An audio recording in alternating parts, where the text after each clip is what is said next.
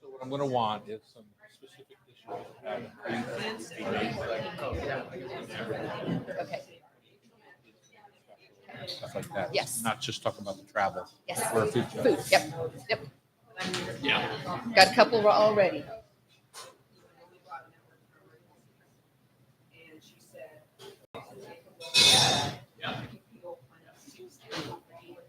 Just eggs. It's just eggs.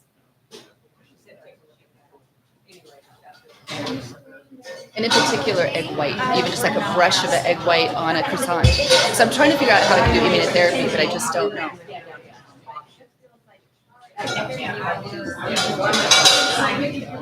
Which kind of saves me. I mean, all the desserts, I probably would be a size I'm not bigger. sure that's for a save. Yeah, That's a damnation. I'm deprived. Welcome, everybody. Have a nice morning, I hope. Yes. We'll try to make it that way. Your hot breakfast is coming up here in a bit. Chef Annie is on the trail of it. We have modern restroom facilities down this hallway here. 6134 is the code. Don't wait till the last second. The doors are finicky. Cam is on our technical side this morning. Becky, our producer, has been gallivanting in France and is back in the producer chair. Loretta filled in nicely last week. She sure did. Hi. Yes. And then Pam, Pam yes. 2 weeks ago for the Terry show. I prefer this side. Do you? I forgot to give everyone water. I was not on top of the production responsibilities last week. And Adonis and Athena apparently last night didn't sleep very well, so she's a Aw. little If I fall groggy. asleep in my chair, don't mind me. A little groggy this Just keep morning. going. She did come in with 2 drinks. 2 Yeah, it caffeinated was drinks. Oh, really? Not just, it was a It was a two-drink two-fisted day. I think that's it. I think that's all the housekeeping notes. You know the code on the bathroom? There's going to be some taste today, and we have a little treat from Prosser Farm today. The last of the season rattlesnake green beans. I had them for supper last night for a Dining for Democracy dinner that we did, and they were so good. How'd you cook them? I did a quick blanch and then made a salad out of them, like a fall salad with butternut squash and things like that. We're going to talk about that later. Okay. in For the show. show. Yep.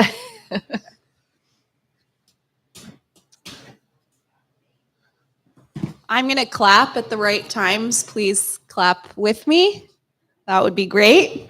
I'm just clapping for myself otherwise.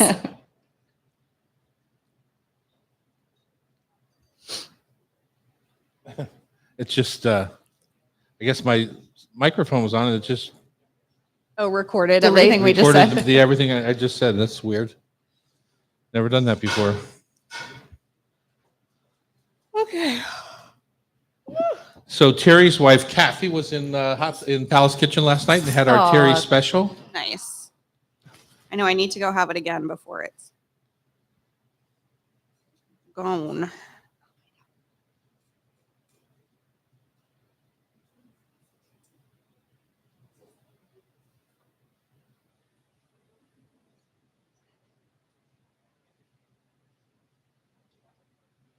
All right. You can chat amongst yourselves while we tape, just not super loud, but feel free to chat. It looks like we're having some NA beverages this morning over there. Making some nice stuff. You ready, set? Ready, set? Ready, set. All right. Welcome to the Hot Stove Society Show on Cairo Radio. I'm Chef Tom Douglas. I'm Loretta Douglas. Back in the producer's chair is our pal Becky Guzak. Thank Oui, oui. goodness. You speak French, right? Peu, a bit. Yes. I work on it. I like how she doesn't even think I know what peu. I have more than je m'appelle Thomas Douglas. Quoi? This is the Hot Stove Show. We're on Cairo. You can find our podcast anywhere you would like to get your podcast. Mm-hmm. And you can come visit us live like these nice folks did and have a hot breakfast with some hot coffee. And sometimes there's little taste treats. Like today for the group, Jackie, your mother brought back the last of the rattlesnake green beans, which They're is pretty. her favorite bean. She planted them late in the season because she tried a different bean this year and they were crap. How can it be crap? It was crap. We Just- cooked them. She cooked them. I cooked them. It was like, these are terrible beans. Interesting. Yeah. And so she was so mad at herself for like Investing. getting the other ones that she loved in the ground, that she put them in, I want to say mid-August. Wow. And then she just harvested them right now. So Yeah, And they're delicious. She can't deviate again from the rattlesnakes. They're no, too good. Not exactly.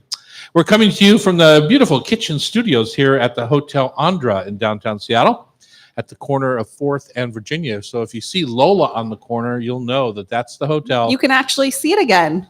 I know. 4th Avenue. That was so has exciting. reopened. You- I could you very haven't excited. been I here, haven't have seen you? it. I Yeah. can park again, and it was just And around the corner in front of Neb, too, is open up. So, awesome. I saw a huge line at Dahlia Bakery. Haven't seen that in a while. With all Yeah. the, Oh, it's been so it's been great. all week. Yep.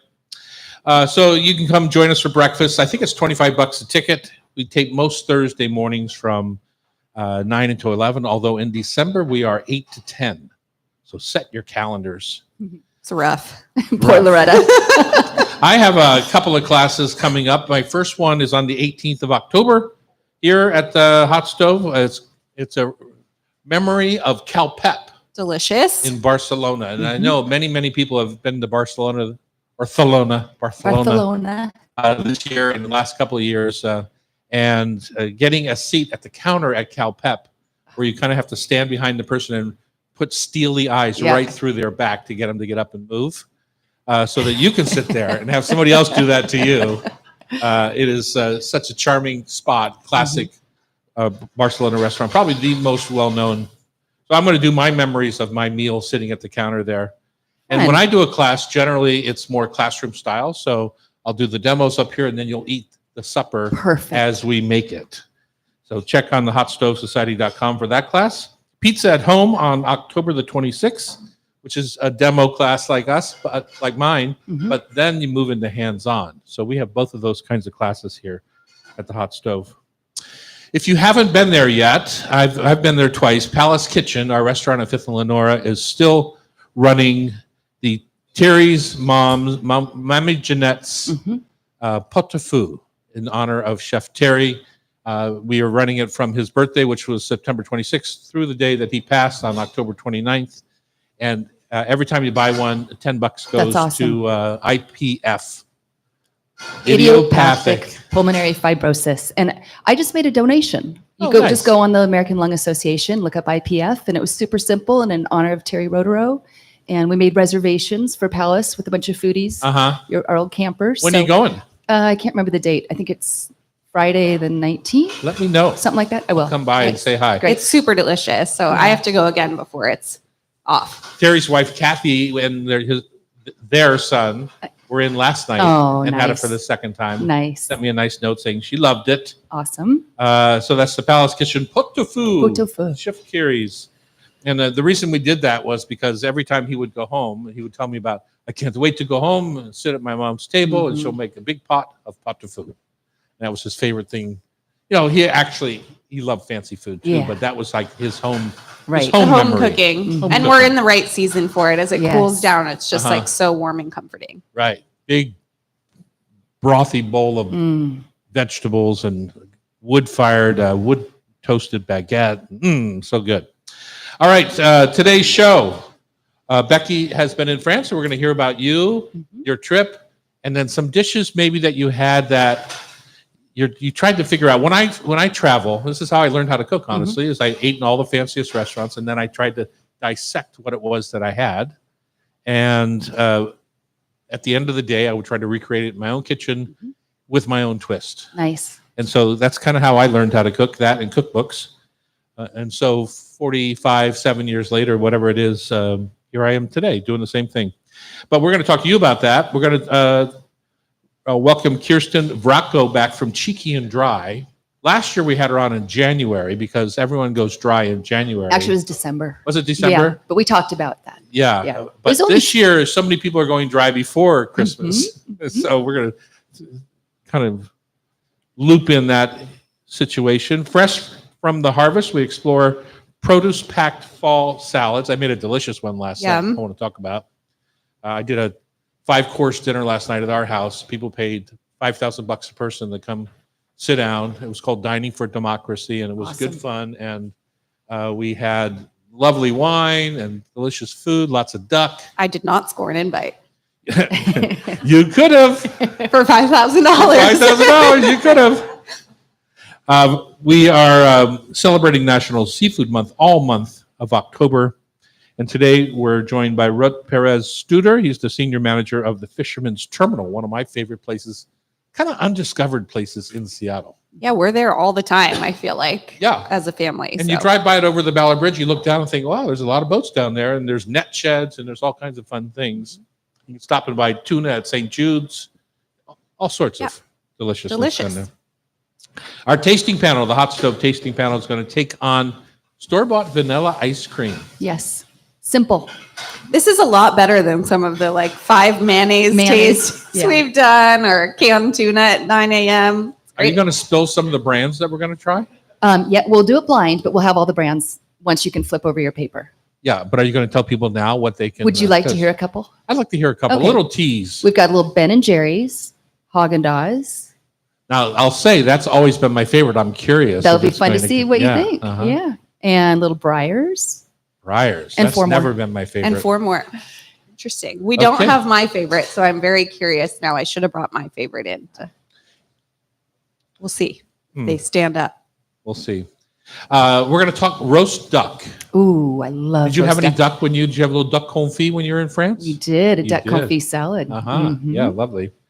And of course, we're going to wrap up the show with food for thought, tasty trivia. I've been on a bad losing streak, so I'm hoping to redeem I got your myself. back. Okay. So you got her back? I got her That's- back. That's awesome. Thank you for that. I will say my taste of the week, and we're going to put a picture of this on our website, and I'm going to put Okay. a challenge out there. My wife is completely anal about tomatoes. Like, she throws away half the tomatoes she grows because they're not perfect, and it makes me I'm surprised. twisted. But she brought home her tomato of the season. So every year she's got one tomato that she just adores, and it's Her prize. Perfect. It's like her prize tomato. right. And Yeah. she'll put in a nice piece of country bread in the toaster, and she'll take a 3/4 inch slice of that particular tomato. It's always a slicing tomato, and then she just puts salted butter on the toast, Ooh. and then a slab of the tomato, and then Malden flake salt and freshly ground pepper, and that's it. 3/4 inch thick. Mhm. It's like a steak sandwich, but Yeah, it's a tomato it's steak. so good. And we're going to put a picture of this particular tomato. My challenge is, if you send me a picture of a better looking tomato, if you send Becky a picture of a better looking tomato than the one I'm posting, it has to be sliced, Uh-huh. and I have to see the inside because I don't want to see just a big round tomato because you never know what's on the inside. Okay. And you can't go buy it at a store. You have to have grown it. I wonder if people save those pictures. Maybe, maybe not. I don't It's know. going to be fun. Are you saying they can go to a store? No, but I'm No. wondering if from the summer, if they. Yeah. Well, you post a picture of a tomato that you grew, even if it's from last year, Okay. that is a better looking tomato than my wife made or grew, then I will get you 2 tickets to the radio show and a night here at the hotel on Drum. Wow. Right? That's how confident I am. That's how confident you are that yours is going to be the best. Well, you know your mother. Interesting. I know. She's She's she's nuts. particular. Yes, she's particular. So email us by the 16th of October at hotstoveradio at Or Tom don't, Douglas. because you don't stand a chance, is my guess. And we'll post a picture of, Okay. of Jackie's tomato, Yep. and then you'll be able to know if you can compete or not. Awesome. Anyone in the audience have a picture of their tomato that they grew? Not one of you? That's lame. Aren't you proud of what you grow? You have the whole outside. Well, go ahead, send it. Be curious. Yeah. Yeah. Okay, Loretta, what's your taste of the week? I revisited kind of one of my standard recipes this week, which is the zucchini turkey burger fritters out of the Ottolenghi Oh, I love that one. Jerusalem Yes. cookbook. It's a really fantastic recipe and super adaptable, but I didn't have enough ground turkey for as many people as I was feeding, so I ended up doing half ground turkey and half ground lamb, Ooh. and that even was better. the trick. Did it Even taste better. very Middle Eastern? Yeah, it is like a Middle Eastern-y recipe. It has kind of a sumac yogurt sauce that you make with it. You grate in zucchini, which always makes me feel like maybe I'm forcing my kids into eating a vegetable. And it was really, really good. And I think I will make it with half and half from now on. Ground turkey, it's a little boring. dry. So the ground lamb took it to the next level. Sumac will really bring that Middle East kind of Yeah. quality about it because of the, Lemony. yeah. I just made a little tzatziki. I had pita and hummus from the farmer's market that we always buy, and it was perfect. It's delicious. And everybody can kind of adapt it to their own, and it's really easy to adapt down for toddlers. So Right. it's one of my perfect family meals. You just gave me an uh-oh moment, Uh-oh. which is because, of course, your mother brought home a lot of zucchini, as she always does, and I was going to make a zucchini relish to go on my potato cabbage rolls last night with her cannellini beans and her tomato stew underneath. And you forgot. I forgot the zucchini relish. Oh, Have them all back. It's even on the menu and I forgot it. My Sorry. goodness. Stuff getting old. Okay, when we come back, Becky is back from France and we're going to chat a little bit about her trip. So maybe you can plan something of your own over there at some point. On Cairo Radio, it's the Hot Stove Society Show, 97.3 FM. oh, it smells good. Those muffins. The muffins. Yep.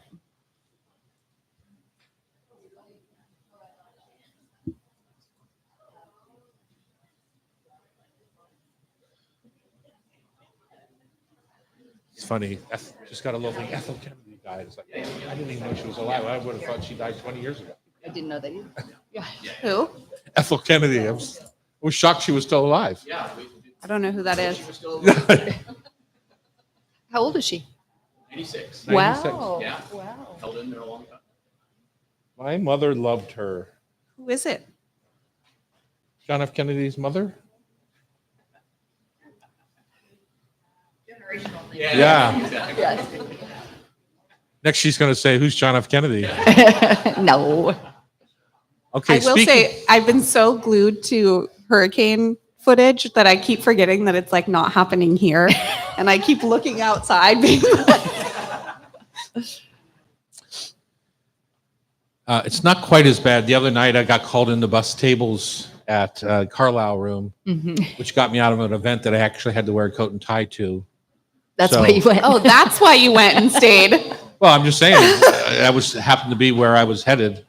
But our manager there, who was running a busy restaurant because it's full because everyone going to see Bonnie Raitt. Uh-huh. And I just said, God, Bonnie's good for business. And she says, well, who's Bonnie anyway? She had no idea who Bonnie Raitt was, who was playing here on the billboard across Right the in front, street at right. Paramount. That's bad. Yeah. Yeah. That's pretty bad.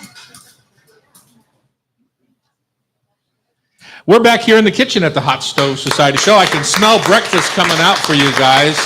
Annie looks like she's juggling a few blueberry muffins.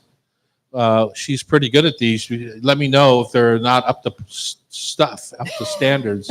But usually they're fantastic. Becky, Yes. this segment is all about you. Oh, Becky wow. in France. Becky in What's the name of France. the popular show now? Emily and Emily Paris. in Emily in Paris. Paris. This is Becky in France. I was in Provence. Oh, so Becky Becky, in in Provence. Provence. Becky in Provence. Yes, Perfect. yes. Where the herbs Love it. come from. Yeah. Yep. So we started off in X and we did a food wise. X. So you started off on your Twitter account? Oh, my that's God. funny. X on AIX, right? AIX, Yeah. just like the rosé. We started off there, which they say is the Paris of Provence, but It's not really. no, not at all. It is pretty though. It's pretty, and the first morning we went straight to the farmers market, and it was so fun to see locals there with their big wheelie baggies, and it was Uh-huh. packed. We got there pretty early, and by 11 o'clock it was crazy. Were there a bunch of you there, a bunch of tourists, or a bunch of people staying in VRBOs type scenario? Yeah, they're tourists, but most people were locals. They Okay, were there good. getting their Saturday vegetables and meats, cheeses. There's huge tables of spices, Mm-hmm. and that's sometimes that wigs me out a little bit. You know, if you're sneezing all over it, or I don't know. Yeah. You got to get over that one. Well, my friend bought a lot of different spices, and I passed on Yeah. that one. But sausages and one thing I found Sauson sec. sauce sec, oui, oui. And the one thing I thought was interesting, I know our prices are so high here, but in Europe, you really see it in the produce. I think I paid Oh, really? almost €8 for a pomegranate. and they're in season Interesting. now. And I was just surprised. Other things are inexpensive, like wine, but I was just kind of surprised with the prices. But what I loved over there is they've got So the moral of that story is drink more wine. drink more wine. Okay, Save- Eat less yeah, food, exactly. drink more wine. Okay, good. Perfect. I- Okay. well, I Just want to did make sure I both. was clear. I did both, and the baguettes are inexpensive as well. Lovely butter, but also in the farmers market, which was really nice and was all through the restaurants, is mosh. You know, the lambs. Mhm.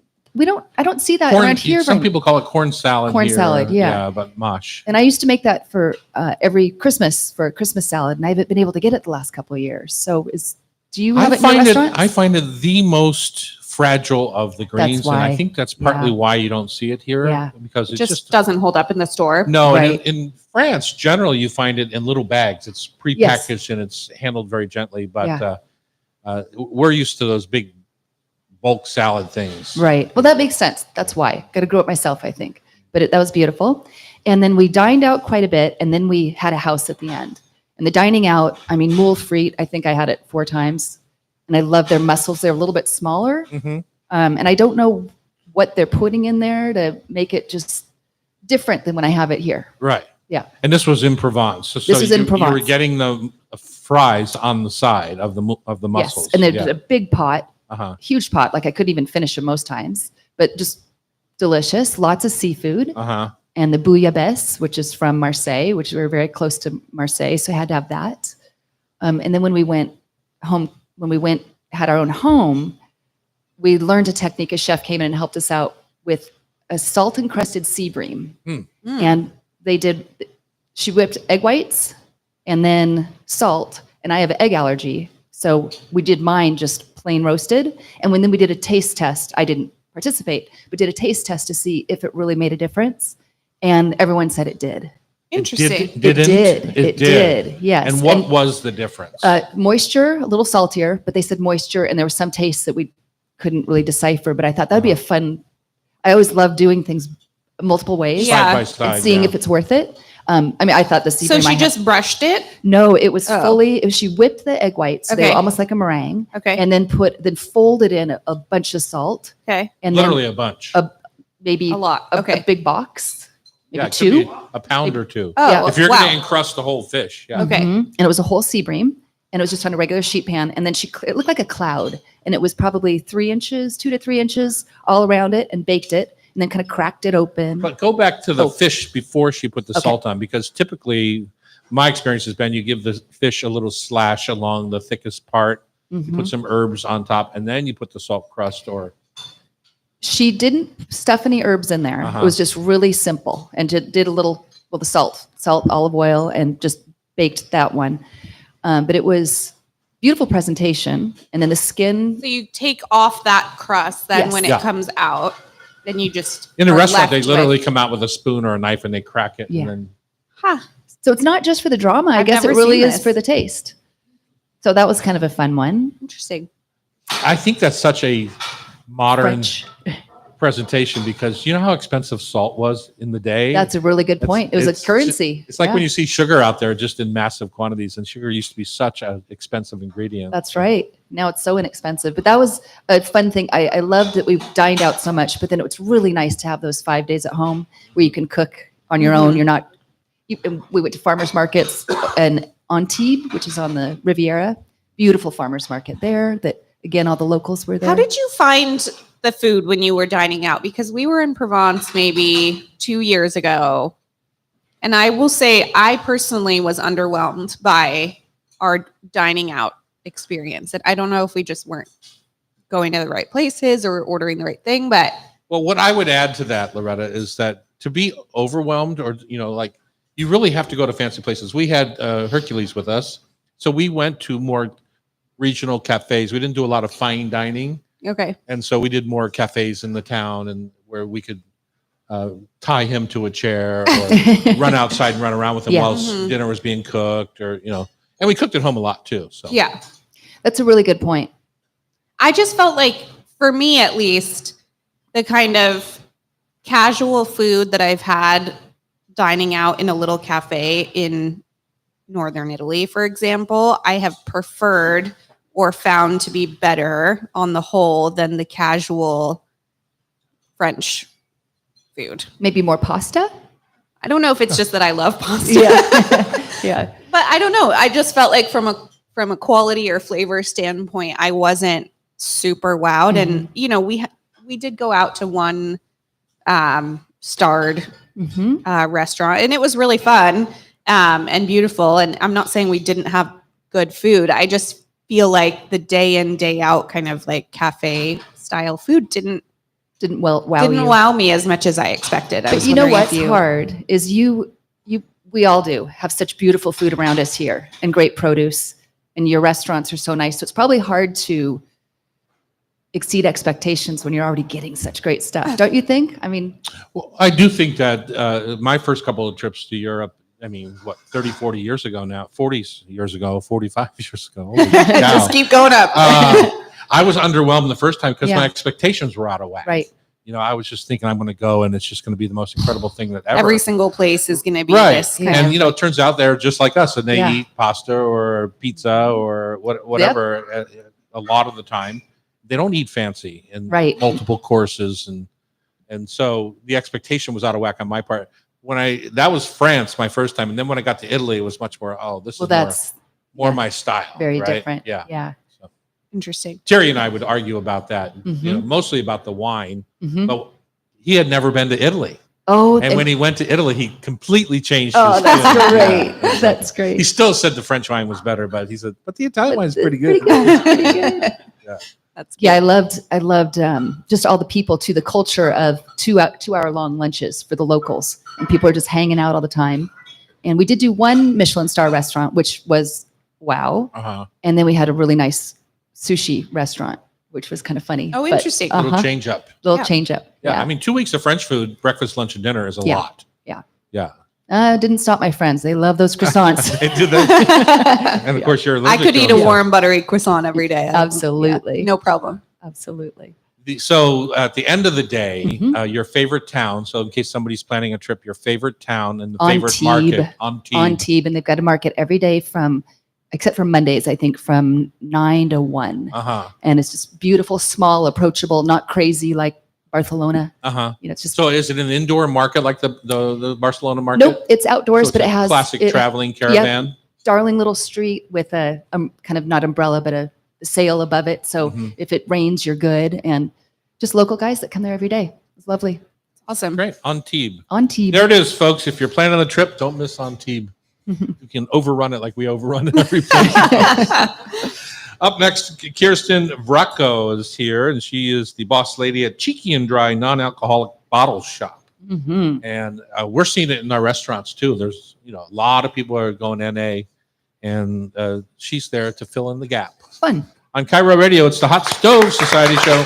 It's 97.3 FM.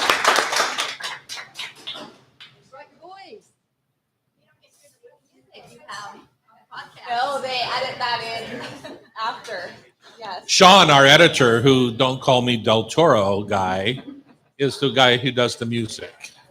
So he's listening to us right now talk about how cool he is. Right, Sean? So when he gets the tape, he'll hear that. The tape. What an old, yeah. When he gets the digital recording.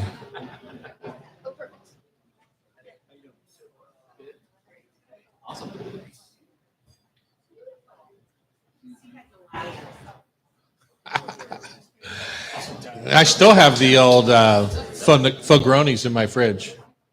Both the regular. Oh no, Jackie buys them. The regular Andy coffee one. Yeah, yeah. Late in the day or late at night. You have so many cans. It used to be like anything goes, and now it's just now that she's gotten a wee bit older, and okay, I can't do this, I can't do that,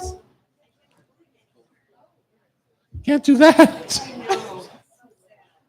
You don't do alcohol and you can't do gluten. What? How do you live? I know, right?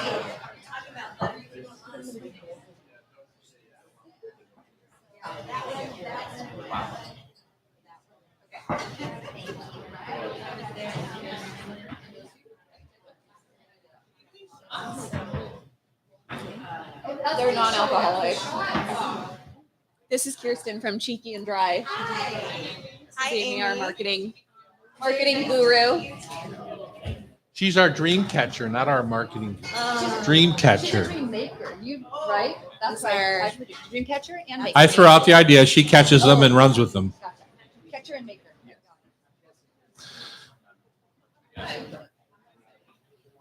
Want to try? What are we having?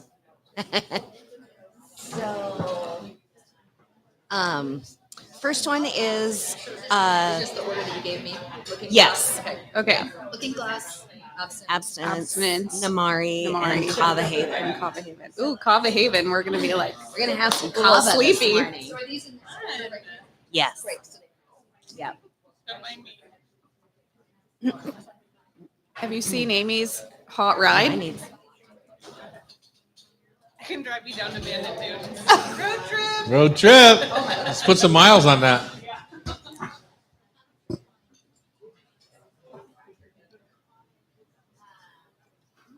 The color of this. How was that really blueberry throws me muffin? off. Good, huh? That's Don't drink perfect too much today. of that one yet because it'll give I know. you a numb tongue. A numb. Oh, good. Thank Hi. you. And really close. Really close. And are you shipping? We will be shipping in about a month. Okay. Thanks. Thank you. And Vrako is correct. Braco. Vrako. Yep. Very Slavic. Slovenian. Yura's dad immigrated over from Slovenia. So hence the Yura Vrachko. That's Vrachko. yeah. If I'd known you had an immigrant in your family, we wouldn't have invited you on the show. No, well, we're all immigrants. Joke. Tom, those For are my anybody two listening. boys over there.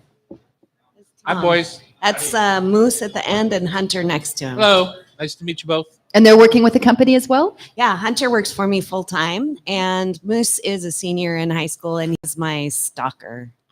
Your stalker or your stalker? Well, you know, he That would be he weird. said he wants a sweatshirt that says psycho stalker. Yeah, I called you out. All right, we're here in the beautiful downtown studios of the Hot Stove Society. It's our weekly 2-hour adventure on the radio.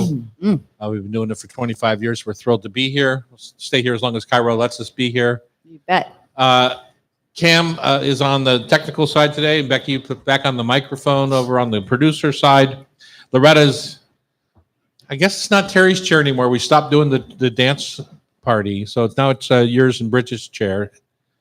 And in the guest chair, we have Kirsten Vrako here from Cheeky and Dry and up on Finney Ridge, Yep. Greenwood area. Thanks Yep. for coming back. Oh, thanks for having me. Yeah. We didn't scare you off the first time, so I was still a little nervous today, but here I am. that's perfect. I kept thinking the NA thing was going to peak, but it doesn't seem to have happened. I'm betting the bank on the fact that it's here to stay. It's here to stay. Well, it wouldn't surprise me if it's here to stay, but it seems to still be growing in our restaurants. Oh yeah. And I'm curious how your business is doing, dedicated entirely to the fact that of non-alcoholic drinks. Yep. So we opened almost a year ago, November 2nd, and thought I was going to have this pokey little shop that, I just talk some NA and it's not that way. People are really excited, from younger people all the way up to my age and older, and they're excited. Wow. Well, it's a friendly, happy place to be. It's darling. Thank Yeah, it's just displayed well, and you've got tastings, so it's a really nice. Yeah, Experience. it's been fun, and the industry is growing by leaps and bounds. Right. I know I keep getting notices every week of a new brand of Yeah. NA booze. Yeah, it out must be there. really hard to keep up on the offerings. How do you choose like what you're going to stock? And Yeah. So my number one rule is that I never bring in a product that I don't like. okay, So I have to try everything, and if I don't like it, it doesn't come in my shop. great. So if you've got my taste, you're good to go. I always felt like that when people ask me. It was like, if I like it, I think most people will like it. And so that's kind of how I run Yep. the restaurants over the years too. It's like- Yeah, I think it's a good policy. It makes it super simple to sell. The only thing that kind of ran counter to that for me was Kasu Cod. I knew you were going to say that. Isn't that funny? Yes. Yeah. It was- Kasu Cod, which is now like one of the most, it's like the miso cod that you see, Oh, black sure. cod Yeah, the that's been miso black marinated cod. in miso and kasu lees. Yeah. And I put that on the menu at Cafe Sport in 1984. And I don't think I sold my first order until 86. It became staff meal pretty much every other day. Because it had a little seaweed salad on it. It was delicious. And now it's like a super popular Yeah, it's item. a But bit ubiquitous almost. I loved it so much that I stuck with it, even though it didn't sell. Mhm. So And I have a couple of things that I will do the same with. it's the same Yep. with you. I don't Gonna care if anybody Ride buys it out with them. I like it. Yeah. Right. So. Perfect. Okay, so what did you bring for us to try today? Yeah, so today I brought 4 different options. The first one is a hot Charlotte mixer from a company called Looking Glass. They're out of Woodinville. John Christensen's pretty well-known bartender in Seattle. Mhm. He's the head guy over at Monsoon, and he's jumped into making these amazing mixers. He extracts everything separately, and then he basically sous vide these products. So they are very, very forward, very bright, beautiful. And he did this one specifically for Murray Stein, who was the Famous epic bartender, yeah. in Seattle. So this one is special for him. Uh-huh. And then I've mixed this with Ringa, which is an apple cider vinegar infusion out of West Seattle. So this is our toast to Seattle today. Huh. So cheers. What was Murray's famous drink? The Last Word, I think, and it was chartreuse and Pim's Cup. I want to say. Yep. And I don't remember what. I can't remember what the gin other one maybe was, in but there, yeah. so I'm not exactly. Well known for these, and this was his second favorite. So it's got some elderflower in there. It's got some, oh my gosh, I'm blanking on what else Yeah. it's got in there, but it's delicious. It's really good. The apple cidery vinegar taste is not overpowering, which is really nice. Like, That's what you'll find with that Ringa. She does amazing ready to drink canned cocktails. Well, they're not really cocktails; they're just infusions. So beautiful. that's the first one. So elderflower, by the way, is what Saint Germain is, Mhm, right? correct. And from a booze side of things, and we've been struggling like crazy to get it in stock. There's a big glass shortage in Europe, and so there's lots of different elderflower flavorings out Oh, there yeah. that I don't think people. And- Saint Germain kind of cornered the market on the Mhm. flavor profile, and And you have to hand pick those flowers. There's like 1,000 buds in a Saint Germain. oh really? So we have a syrup in the shop that's an elderflower syrup from Nikolais. It's an Austrian winery, and they've done this elderflower syrup that's insanely good. Wow. Yeah. So great That's- substitute if you can't get It Saint is. Germain. because You also have non-alcoholic sparkling wines. And one of Jackie's yeah. favorite things is to have a little glass of Prosecco or champagne with just a drop of Yes. Saint Germain or this particular elderflower Amazing. liqueur would be That's a good perfect. idea. And Yeah. so Yeah. easy I for also love it parties. in a gin and tonic. Yeah. I know we're Yeah. talking Just a dry right drop, now, yeah. but if you're Well, you can Ah. make a dry gin and tonic. Yeah. too. 100%. All right, what's the next one? So the next one is a product called Abstinence, and it's about as close to a Campari as I've been able to Mhm, find. for sure. So Abstinence is out of South Africa. Same type of products that they put in there. They use an African wormwood that just makes it an amazing product. So cool thing about this one is that you can use it in a non-alcoholic, let's say Negroni. Mhm. So you've got no alcohol in it, or you can make a low ABV Negroni because Negronis will knock you on your tushy. Yeah. Um, ABV being alcohol by volume. Yeah, Correct. Yeah. Correct. So I'm a big proponent of the low alcohol products as well. So you don't have to use all that alcohol in one. You can drink your Negronis through the night without getting the side effects. Mm-hmm. Yeah. So great option for that. You said wormwood, and I think that people don't understand what that is. And it's often used in vermouth Mhm. and lots of Amaros. What's it bring to the table? What is wormwood and what does it bring to the table? So wormwood brings some depth. It brings some bitter? bitterness Yeah. for sure. So a good cocktail, I think, has 3 components in it. It's got a little bit of sweetness, it's got some acid, and it's got some bitterness because you want your cocktail to be complex. Mhm. You want it to be a little challenging so you're not downing them all night, Mhm. right? So wormwood really is a good option to bring some of that bitterness into your And it's cocktail. just a tree or is it a root or what is it? It's bark. it's like a bush, right? Trivia. You're challenging me here, Tom. All right, next one. So next one is a product called Namari. And Namari is a play on an Amaro. Sure. One of the Um, hottest segments in our restaurants. Yeah. Amaros are amazing. Yeah. And I have 3 actually Amaros in the shop that are all really interesting and different. The reason I brought this one today is that they've really done a good job of adding some kind of fall flavors to it. So Definitely. along with the barks and botanicals that they use for it, they've added some cinnamon, they've added some chicory. And it just really feels like fall and really feels It's delicious. lovely. It's a little on the sweeter side. I Mhm. feel For like, sure. yeah, just after dinner. For me, I like it on ice because I like it when it's that super, super. Mhm. Well, I really Cold, get but the cinnamon Yeah, out of it. it's delicious. Perfect Yeah. for Thanksgiving. Yeah. Maybe with a Yeah, little really nice. water it down a To little bit. me, they're too sweet. Most Amaros are too sweet for me. That's why I tend to go to the Fernets Yep. of the world, which are less sweet and more bitter. Yep. And I think of them more as digestives Hmm. rather than, to me, this is more of an after dinner sipper, like you might do a glass of port For sure. or, you know, Yep. in that world. So Yeah. So you also might like a product called Dr. 00. It's out of Trieste, Italy. It's they call it an Amarno, which I thought was Amarno, cute. Uh-huh. But it's definitely on the same vein as a Fernet. Right. So not quite as punchy. There's not as much spearmint in it, but really nice option for This is non-alc. also, Amaros are a product that have really become very local Mhm. because basically you can take, for the alcohol versions, you can take any just distilled alcohol and then start to build. Yeah. You don't have to distill the alcohol first. And so your branding, your flavor profile comes from your own brain and your own palate. And so other ones you'll find like Sin Thin is around here, Americano. Yeah. Oh, that's was cute. Helped started by Holly, who used to work with us.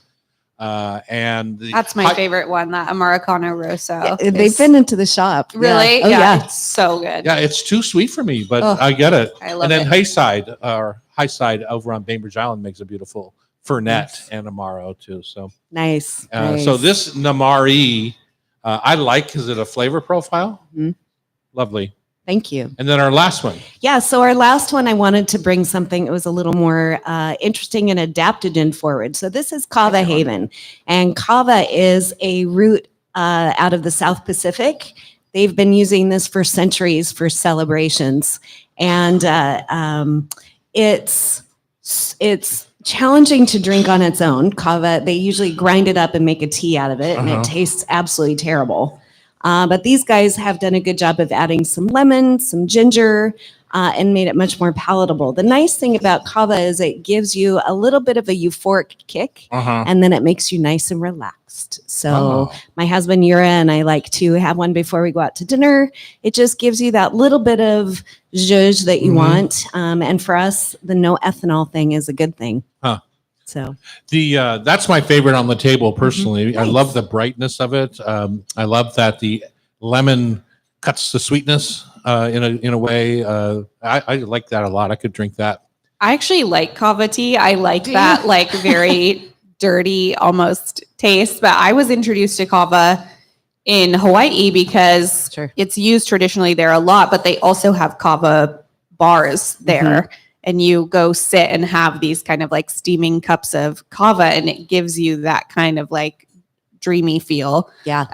And people sit You there. can just take at those LSD. You bars don't and- really need to. You don't really need to sit at the bar. Well, and there's a bar that opened here in Seattle in Belltown called Swamp Cow. Yes, I drive by Swamp it. Cow? Swamp Cow. I can't remember why they named it that. I read Uh-huh. about But it. yeah, one there's a time kava and bar. It's right on Denny. Yeah. Yeah. Yeah. So So- how do people find you? You can go to our website at cheekyanddry.com, or you can come to our shop at 6120 Finney Avenue North, just north of the zoo. And you'll be shipping soon? Yeah, we Awesome. are going to be shipping. We're launching a new website, and we'll be shipping by the end of the month, or by middle of November. Don't quote me on October. Sorry. Well, You know- happy first anniversary. Yes, Congratulations. congratulations. It's so wonderful. I appreciate you guys having me in. That first year in business when you're trying to do it all is tough, isn't Exhausting. it? Yes, exactly. But it's good and rewarding.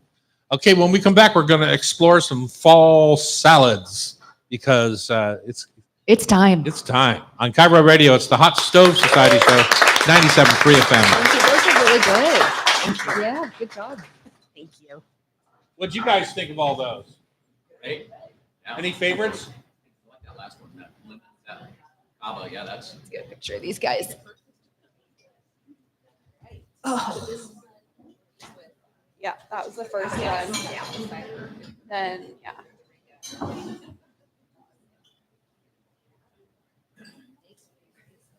Thank you.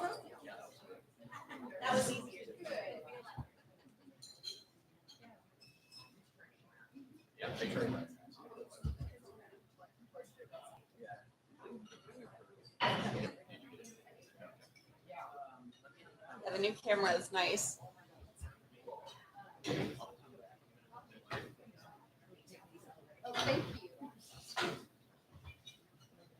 I want to keep mine. I need to come by that. I need to come by that abstinence one. It's like my favorite flavor profile is that Campari.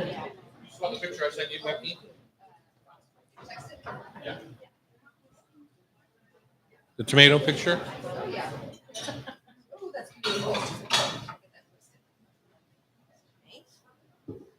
Isn't that a perfect tomato, red all the way through to the center? And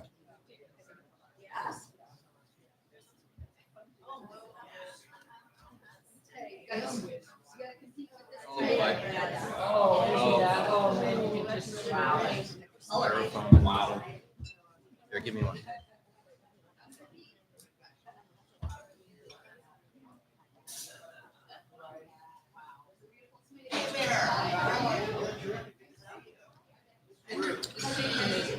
all right, we're back here in the kitchen on Cairo Radio. It's time for some fall salads. Why not?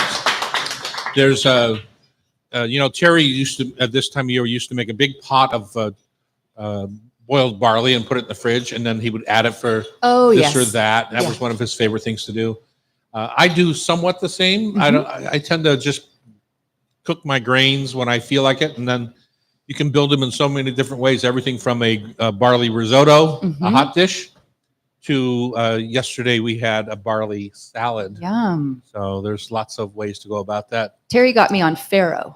Same. Yes, yeah, but I same. love that texture. Yeah, exactly. It's great on Good salads. I love a warm grain into a salad.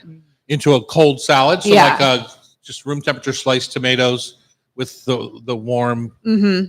And greens. I mean, I love arugula, and I find like if you put that kind of warm green in with the arugula, I love to roast like delicata squash, and it gets that crispy. It can almost take the place of like your croutons, I think, if you're having a salad. Though why Why would why you do skip that? a crouton? Oh my God, is that my daughter? You trained her well. And yeah, it just kind of all comes together. Vinaigrette just like soaks in there. So good. The fall salad I made personally last night for my dinner, with my group dinner that we were doing, roasted cubed butternut squash, just hot Yum. oven, 450, tossed in olive oil, salt, pepper, roasted. And my go-to salt these days is a little jar of French salt, Sel Gris with herbs in it. Mm. And it just is like, sometimes I say my go-to spice is Chipotle Tabasco because it brings a little smoke, a little Mhm. heat. But this is my go-to salt because it just adds a little bit more than just plain salt flavor. Is it that Italian one that I starts think with a V? I think it's French. It's it might be French? Italian. I don't know, but Chef Shop sells it. I know, and you can get it in a lot of grocery stores now. But anyway, so I roast my squash, get a nice little caramelized edge on it, bring it out, let it sit to room temperature. We had the last of the green beans, which are still out there. You're all going to get today a small bag of green beans to take home with you. So excited about that. Anyway, just give those a quick blanch. I tossed them with a little bit of I made a fig and olive vinaigrette Yeah. and just toss the beans, put those over the. How do you get the fig flavor in the vinaigrette? What do you mean when you say a fig and olive? I used a fig and olive paste and Okay. then made a vinaigrette out of that. Out of Added the paste, vinegar okay. and lemon olive oil. Like the fig jam that you would put on Yeah. a cheese tray type Yeah, thing? Okay. Exactly. But this one had pureed olives in it also, In it black also, olives. okay. So you see those sometimes in Greek shops like the olive tapenade, Mhm. but this one had figs in it. And then so then the beans on top and then a nice little pile of dressed slivered radicchio or Treviso, the long kind of oblong one. Really good. It adds that bitter to go against the sweet squash. And then roasted hazelnuts. And of course, my favorite, which is the toasted shallots. So I take Yeah. vegetable oil and I toast shallots and, slice them all up and then toast them until they turn what I call bittersweet or really golden, darker even than golden brown. And sometimes you look at them, you think, why did you burn the shallots? But when you taste them, you realize good. that it's just You bringing want its that own. little bit of And- bitter flavor. Yeah, in there. in Vietnamese restaurants, they don't ever take them as dark as I do, and that's where I learned how to do these shallots.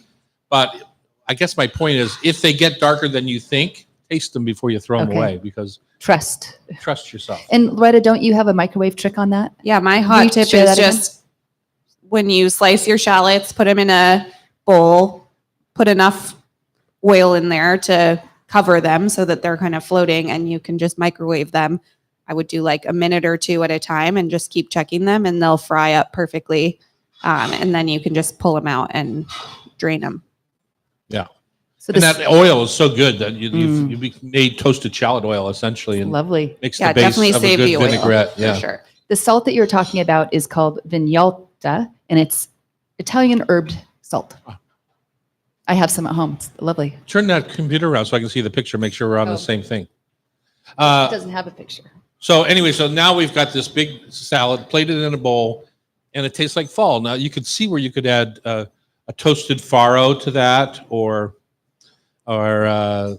any sort of grain that you might want to. Even a rice salad is Barley, that like wild rice is really good. Right. I think you want something with a little bit of bite texture to it, not too soft. I like kind of oven fried chickpeas too, can be really good in there. So it sounds like you're starting with a green, and you're adding a crunch, and you can start with a grain. You don't have to, but yes, you could. a green. Oh, And then- green, Yes. So what are the elements that make a perfect salad? To me, I had beautiful escarole last night and lovely local chanterelles, and that could have made its own salad. Right. I did a little toasted garlic vinaigrette on those, and that went with the duck.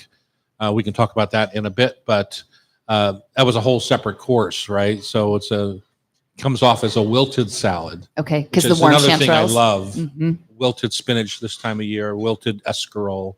I think in a fall salad, you want to start with a little bit of a heartier green. So not necessarily like a butter lettuce. I feel like it doesn't stand up to kind of the weight of some of the other things you might be putting in there. Personally, I'm not a radicchio person, so I prefer to use arugula to get that peppery bitterness. And I still feel like that holds up well enough. Spinach, I think, can hold up to it, but it doesn't. My friend brought them from Ballard Market the other day, and they're so bitter. And then when you cook them, a lot of it goes They away. But- mellow out a bit. yeah, but do you ever eat mustard greens raw? I in a don't. salad? Jackie does. It's Uh-huh. not Yeah, my thing. It's really bitter. Yeah, it's Yeah. really bitter.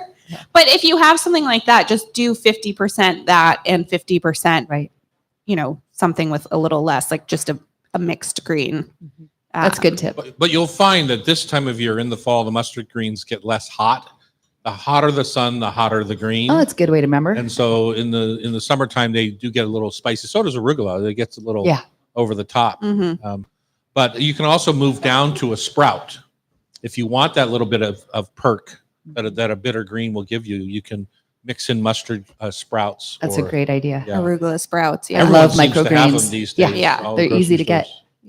So yeah, I like a heartier green, a grain, something roasted. So I like a squash, or I've done sweet potato Or your before. parsnips. A little sweeter, I think, because you want those. For me, I want those like caramelized edges. Then I'll put whatever other vegetables I have in the fridge, kind of. And then I always do a vinaigrette. I don't think like a creamy dressing kind of works in a fall salad for me. You want that like acid. Apple can be really Mm. I like apple. good in a also salad. Yes. in there. I'm not a fruit in salad person, with the exception, I feel like, of in the fall when there's pears Yeah. and Or if apples. they're grilled, charcoal grilled, Yeah. you get that smoke on them. And But I've never understood like the strawberry spinach salad Oh, thing. Like I just I love it all. But when I keeps first me out. when I first was the chef at Cafe Sport in 1984 or so, we put a Prague Tree Farm, a guy named Mark Music used to go out in the woods and gather greens, and he would bring them to me, and each salad would be in its own little baggie, and I'd pay like $1 a piece for these baggies of salads and flowers and Uh-huh. all this forage stuff. And I would put a warm wheel, Mm. and this I stole from Alice Waters Mhm. down at Chez Panisse, but just to roll the little puck, I will say, of fresh goat cheese Yeah. in nuts or breadcrumbs, Mhm. and then just top your salad. It's such an old-fashioned thing now; you don't ever see it anymore. But it was really good, that warm goat cheese. Let's Yeah. bring it back. You could put it on a crostini and just Mhm. have that lovely bite of.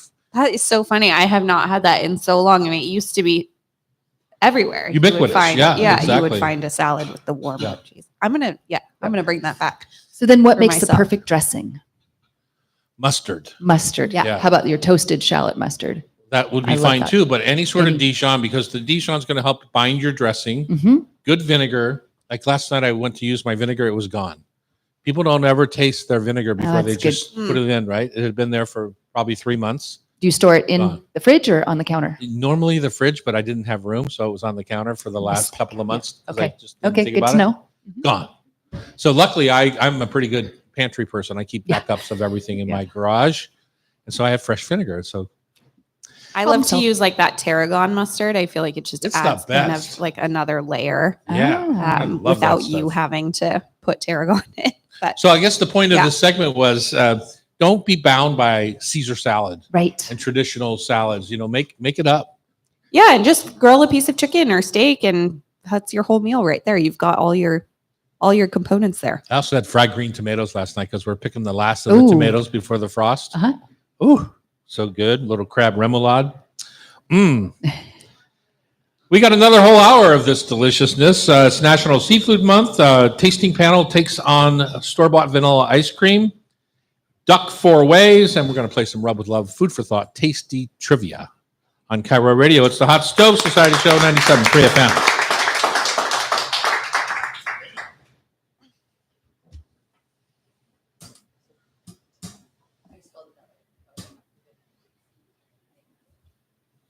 Root. Okay.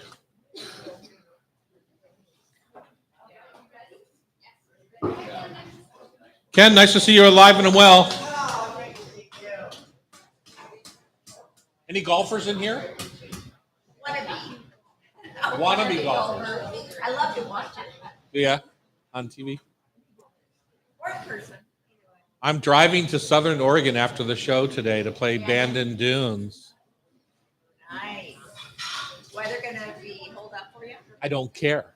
Have you done gambles? See, last week I had the bus tables one night. I had to wash dishes one night, and I would have cooked one night, but I already had another event, and so this week, sorry, closed the restaurant. I'm not going to be there. Have you golf gamble Sam? No, I haven't. Just never have gotten over there. Yeah, Our farm goes southwest or southeast, right. and that's the other direction. Yeah. Hey, Luke, how are you? Did I have a speaker for? Not really a speaker. I spoke a little bit. Yeah.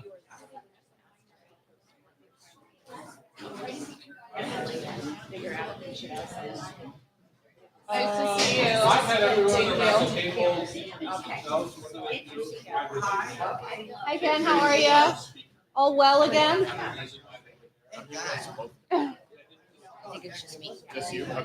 Are you thinking of sit down dinner or stand up? We gotta get Yeah. close. Okay. Exhausting. Good. Great. Yeah, it was. How are you? Good. Nice to meet you. I'm Loretta. You too. I'm Root. Sorry, 'cause I had already. Really close. Oh, okay. Stand up like that. Oh, boy. More like in that $250 to $500 range. Is what they suggest on the website.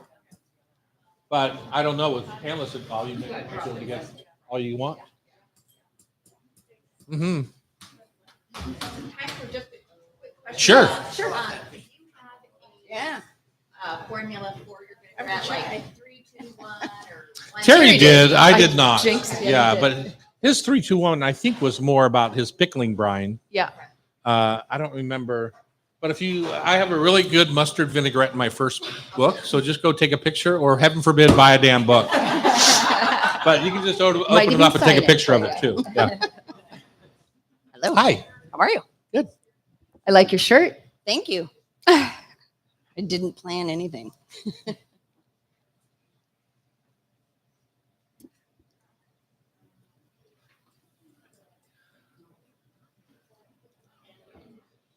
All right.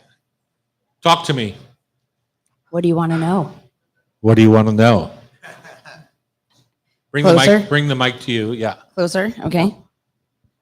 Like that. Cam, just pull it to her a little bit so she doesn't Or do have I to need lean to- over. There you go. Perfect. Okay. I'm fun size, so I'm kind of Ruth Perez holding, Studer. holding myself up. Ruth Perez Studer. Yes. That's true. Yes. Okay. Thank you for the Spanish breakfast, actually. Oh, yeah? Yeah. Are you a little Spaniard? I am a Spaniard. Ruth is Spanish for Ruth. Oh, is that?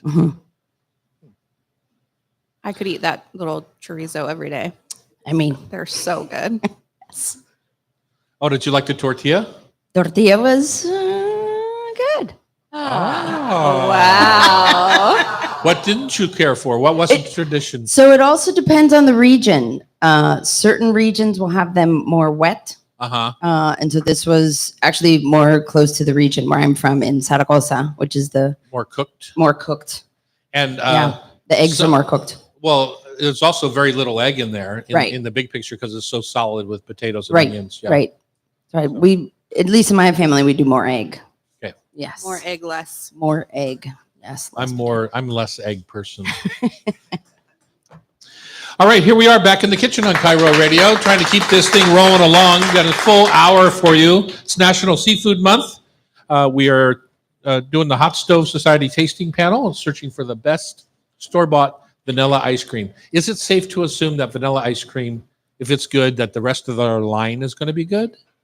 Good question. We I might have to don't do know. more All right. tastings. We're Let's cooking do up. ice cream every week. We're cooking up duck today, and we're going to play some Rub with Love Tasty Trivia. But right now, in the hot seat, Ruth Perez Studer is here. She's the senior manager, fishing and commercial vessel services over at the Fisherman's Terminal, which is one of my favorite places in Seattle. I feel Oh, like great. it's one of our undiscovered gems, Indeed. and agree. it's owned by the port, and which means it's owned by the people. Yes. Yes. It's the first location that the port purchased Uh-huh.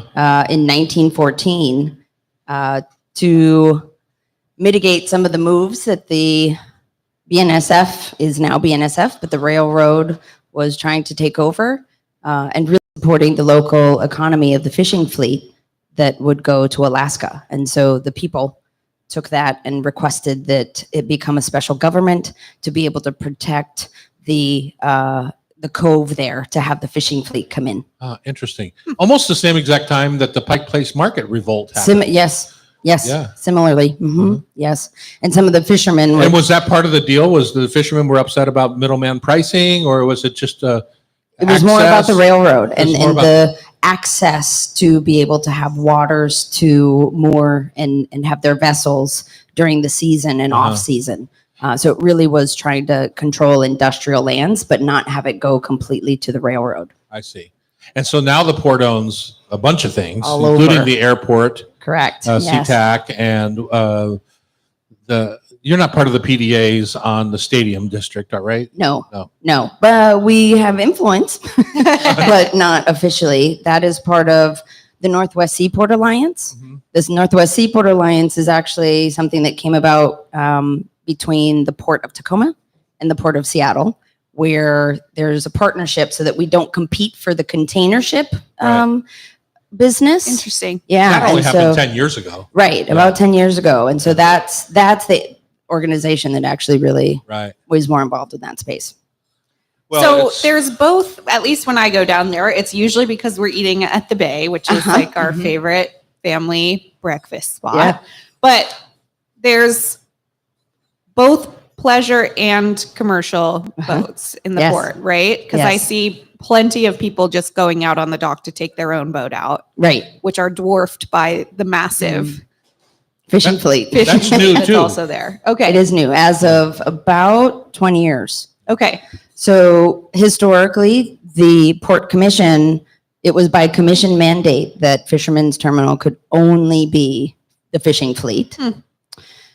About 20 years ago, there were some transitions within the fishing industry that it wasn't just a free-for-all anymore.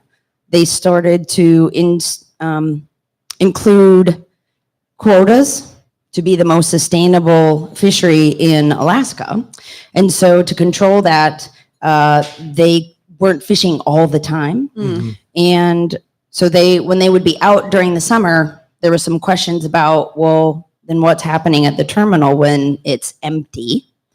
For me, when it's empty, it means great economic movement. There's jobs, people are working, Fishing, yeah. Yeah. fishing, and incorporating 13% of fish produced or brought to the United States is actually from the North Pacific Fishing Fleet. Even though it seems small, it's really big.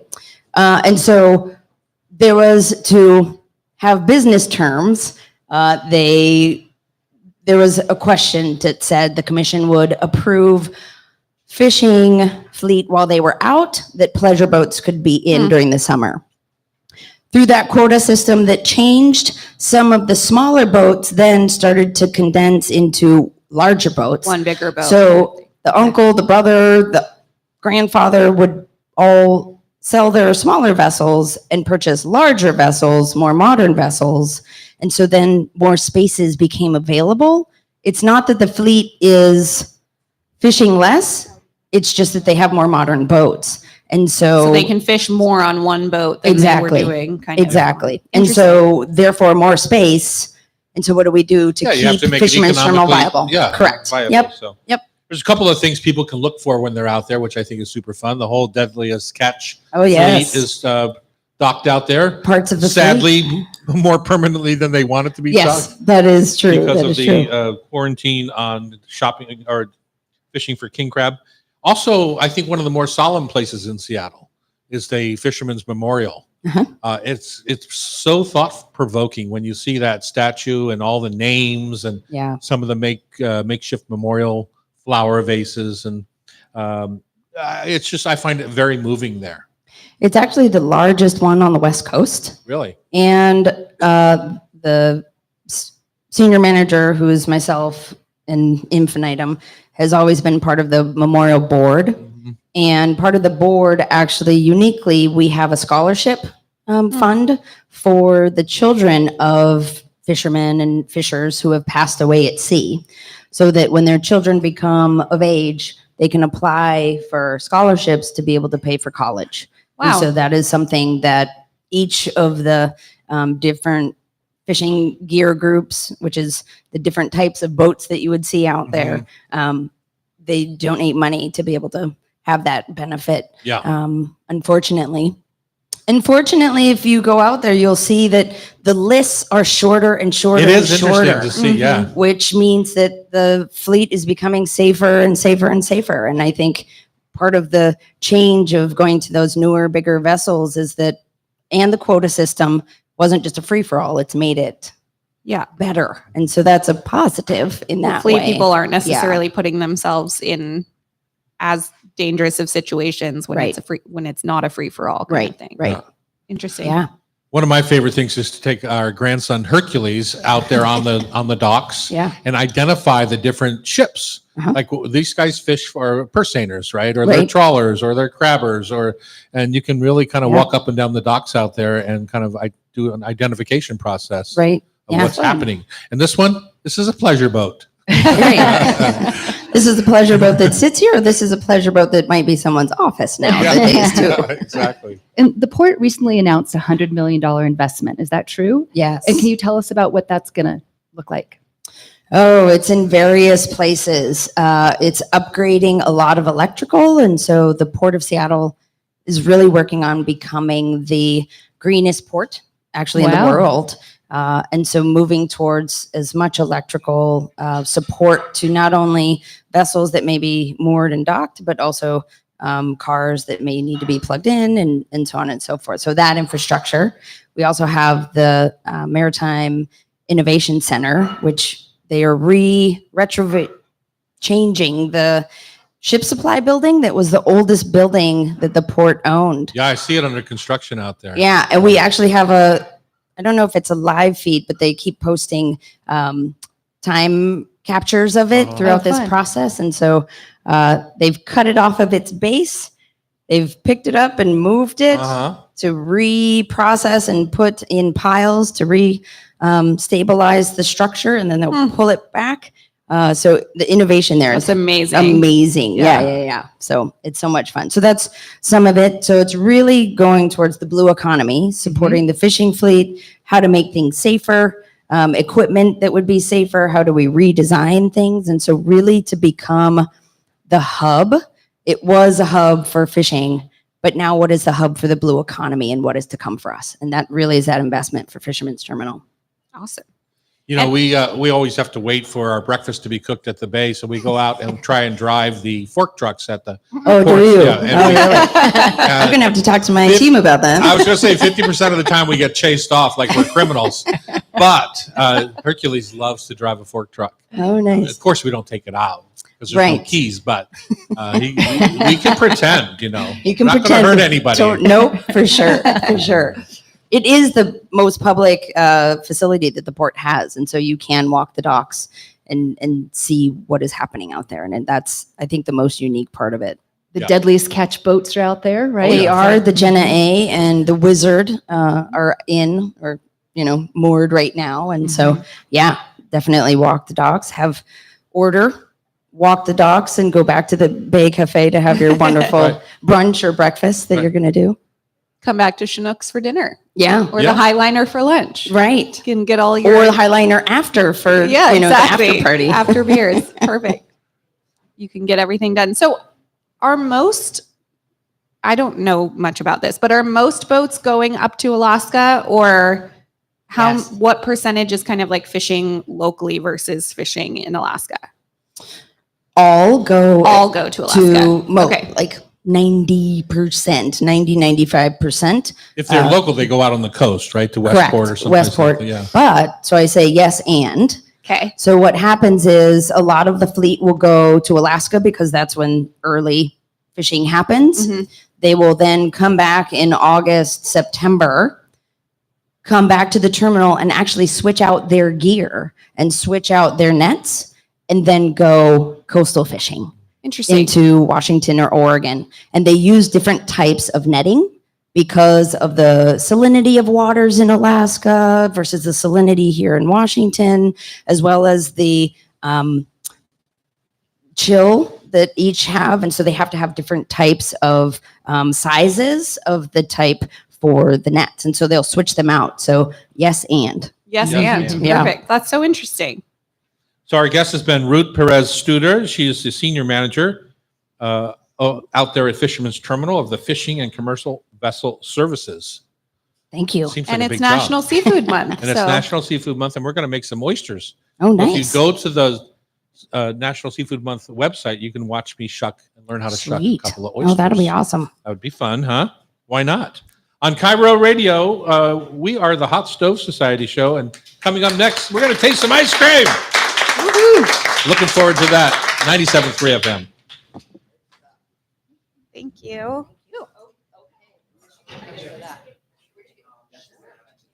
Yeah. Those are a big no. Tom, can I grab a quick picture with you? You bet. Loretta? Will you take her oyster knives and put them in the garbage for me, please? That's what she brought for me to use today. It's like a Tonka toy. Oh, gosh, Like this one too. that's a good one. Okay. I had that one before. All right. You know the jobs that you have to do, Ken? You have to make it look pretty here. I know. You got it right. Big smile, everybody. There you go. Perfect. Thank y'all. All right. Thank you. Thank you. Thank you, Tom. Thank you for being part of the show. Andy, can I have Cam, can I have a little tray of flour, please? Yeah. So these are coochies. And these are Are we just showing? how just to shuck? showing, yep, Oh, okay, never shucking mind. 101, shucking 101. Never I mind. shuck So oysters. she's and Very cool. two.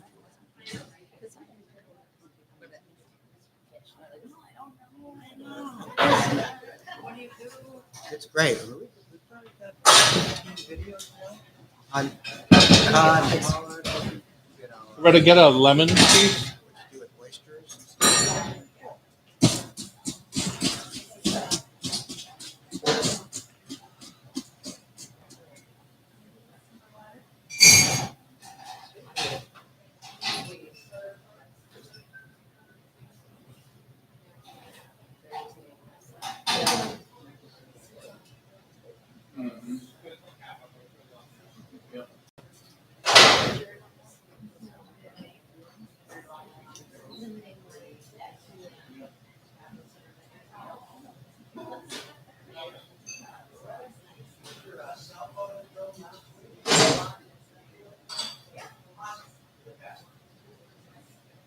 Just text it to you again.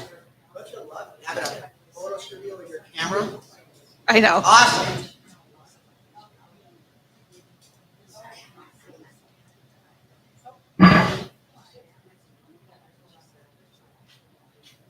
Tom, congratulations to the new oyster bar. That's awesome. Thank you. I'm gonna make it down there now that I'm healthy. Going good. Is it going well? Yeah. Good.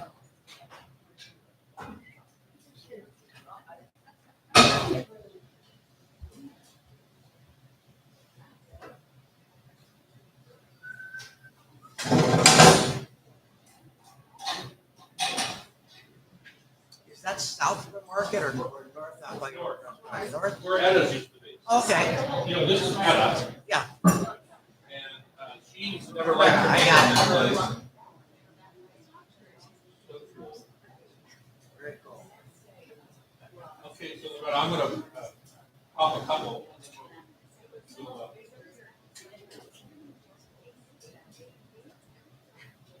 Pop a couple.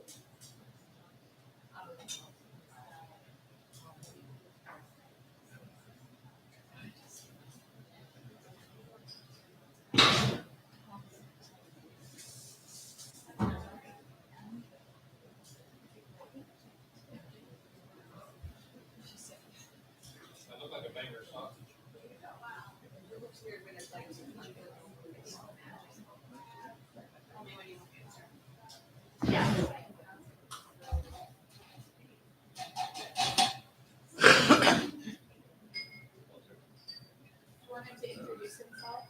It'd be great to have them, Tom, you can talk about how do you shuck? Yeah, he's just getting a couple. Got it. That's my biggest challenge. Eating is easy. I only just learned when we opened half shell.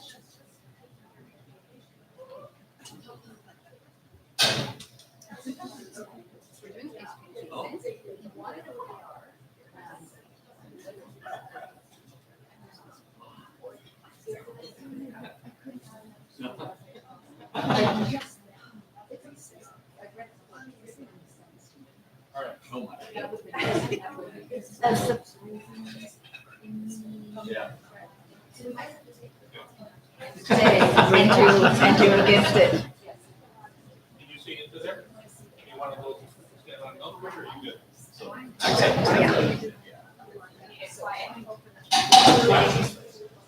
Quiet on set, please.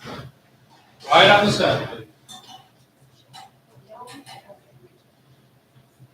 Just going to be a couple of seconds here. Hey, I'm Tom Douglas, and today we're going to talk a little bit about how to shuck an oyster correctly. So I go right in at the hinge, and I feel with my little finger here when my knife is seated. As soon as my knife is seated, I twist. The real thing is, you want the oyster to stay asleep, right? You don't want to disturb the meat of the oyster itself, so you never touch the oyster until you cut the abductor muscle right there. You get this beautiful plump oyster. When you stab the oyster, all the juice wants to come out. So that's our perfect oyster. Woo-hoo. That's awesome. Sure you don't want this? Thank you, Tom. I'm on. Thank you, Loretta. Yeah.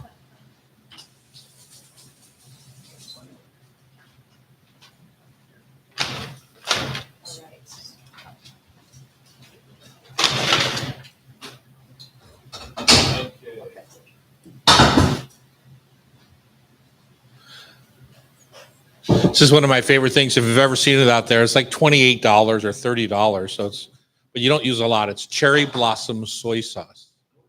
So good. It's really good on oysters.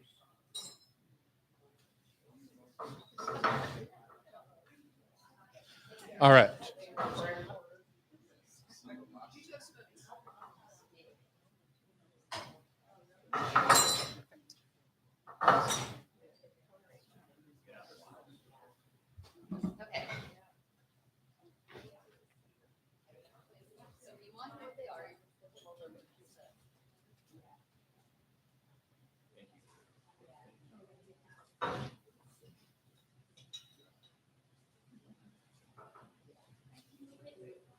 Thank you. We'll see you next week. All right.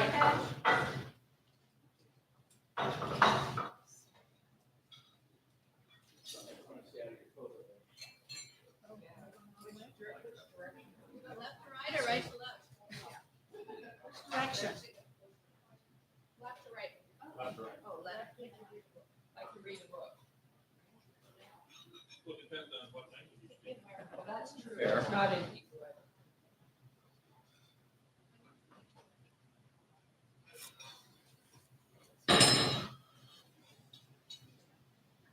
All I know is I don't like the first one that I tried. Tasted like the Tillamook was really airy.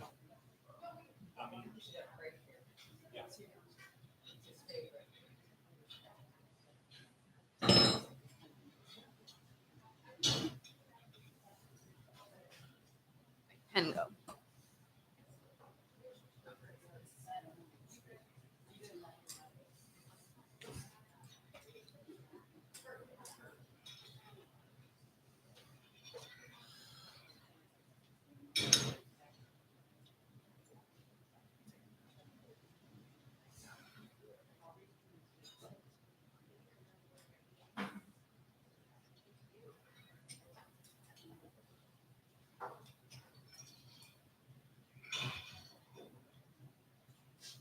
Thank you, Annie and Cam, for setting all that up. That's a lot of ice cream.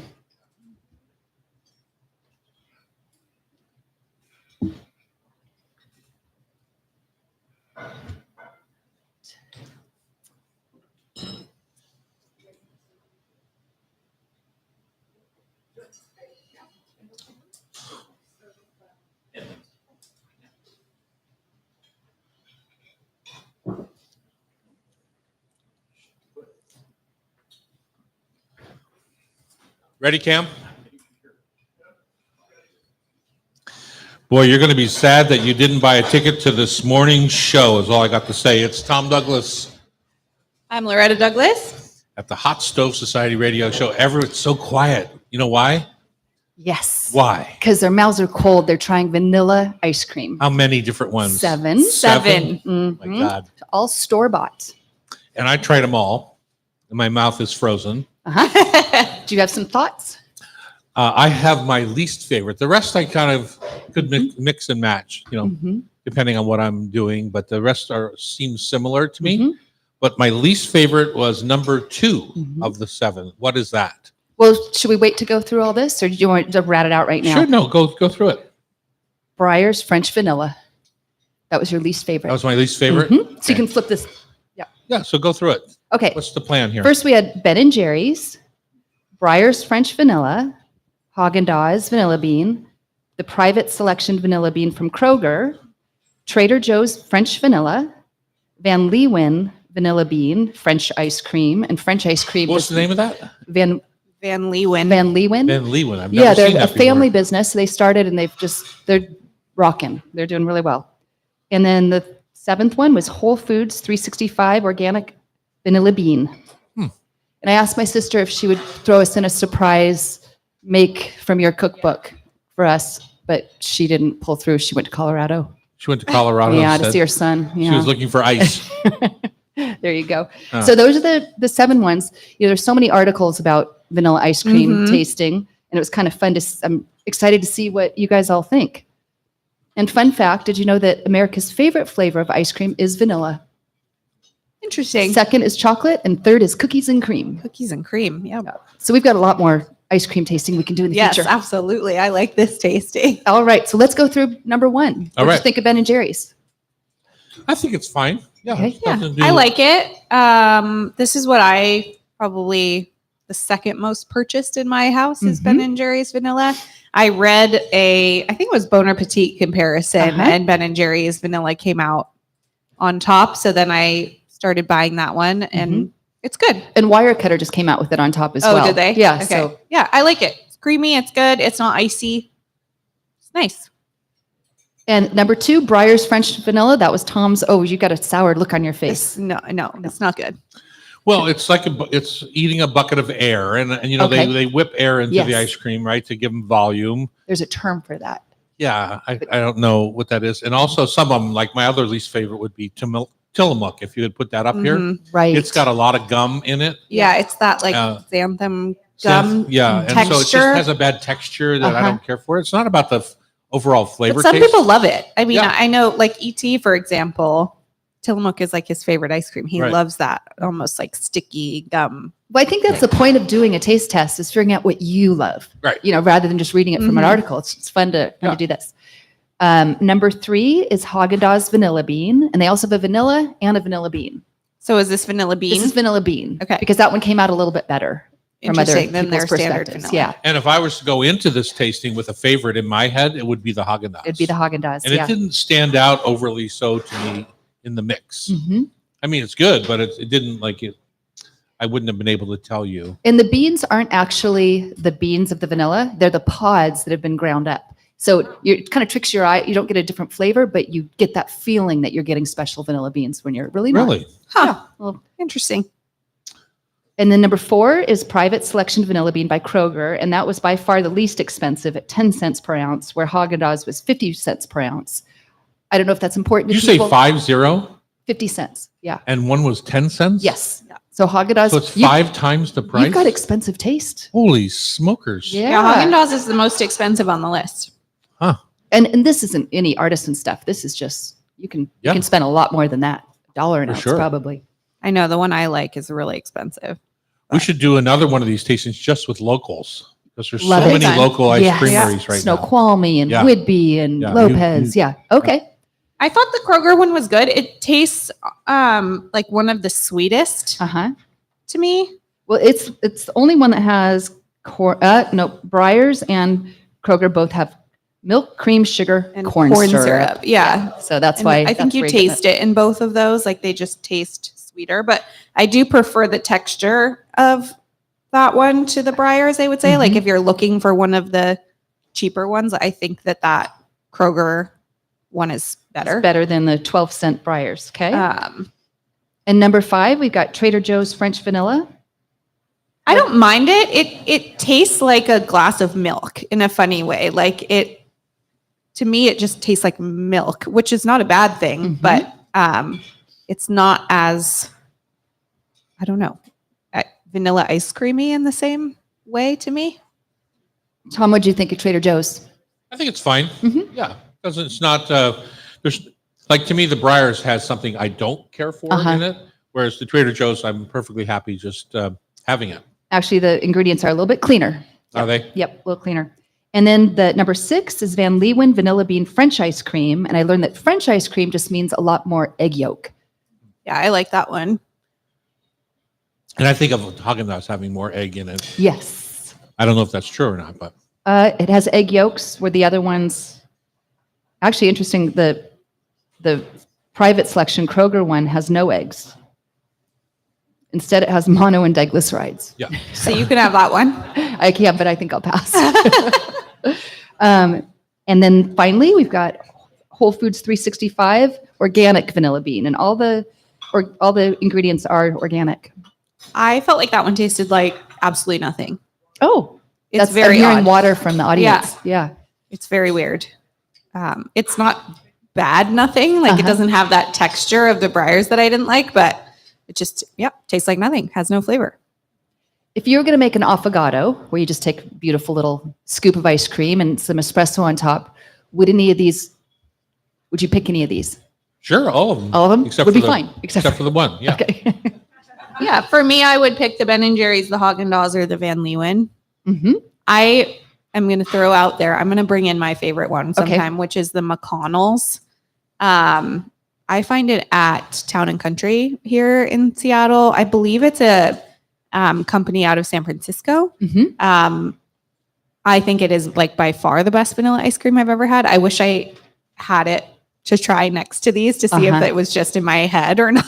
But it's definitely on the pricey side. But if you just want, for me, that's like, I mean, I literally never buy ice cream unless I've been told I've sent to the store for it for a particular dessert. Right.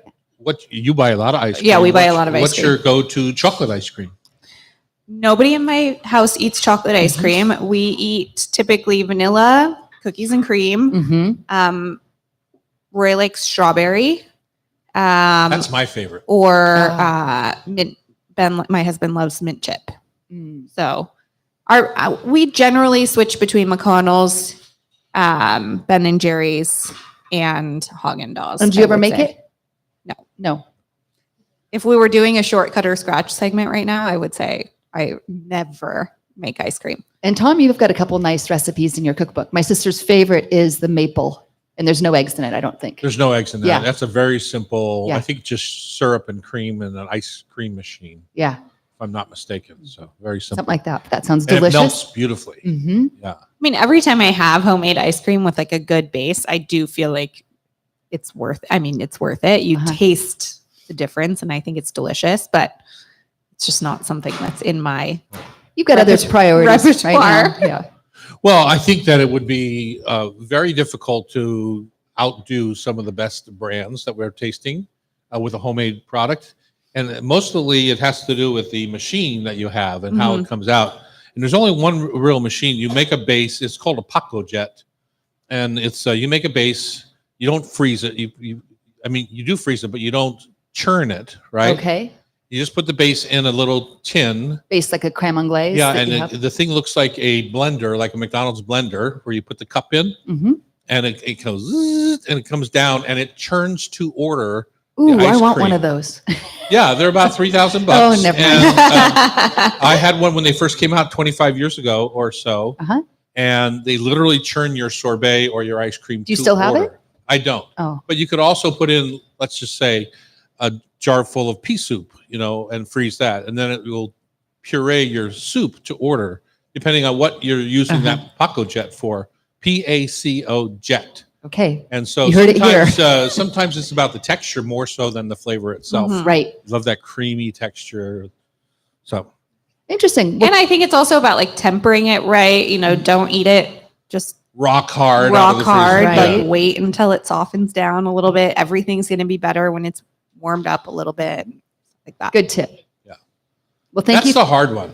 I know. You've got little kids running around and you say, it's not quite tempered, honey. Don't care. Just Tear give your- it to me. They tear your face off. Yeah. It's like, exactly. And everything's better with Fran's caramel sauce on top. Oh, there you Agreed. go. When we come back, we're going to talk duck for a little bit because I think people are scared of it, and there is no good reason to be scared of duck. Love On duck. Cairo Radio, it's the Hot Stove Society Show at 97.3 FM.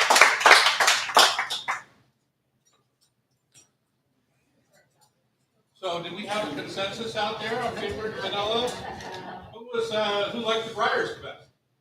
Anybody? I can taste the gums in a lot. You Yeah. can.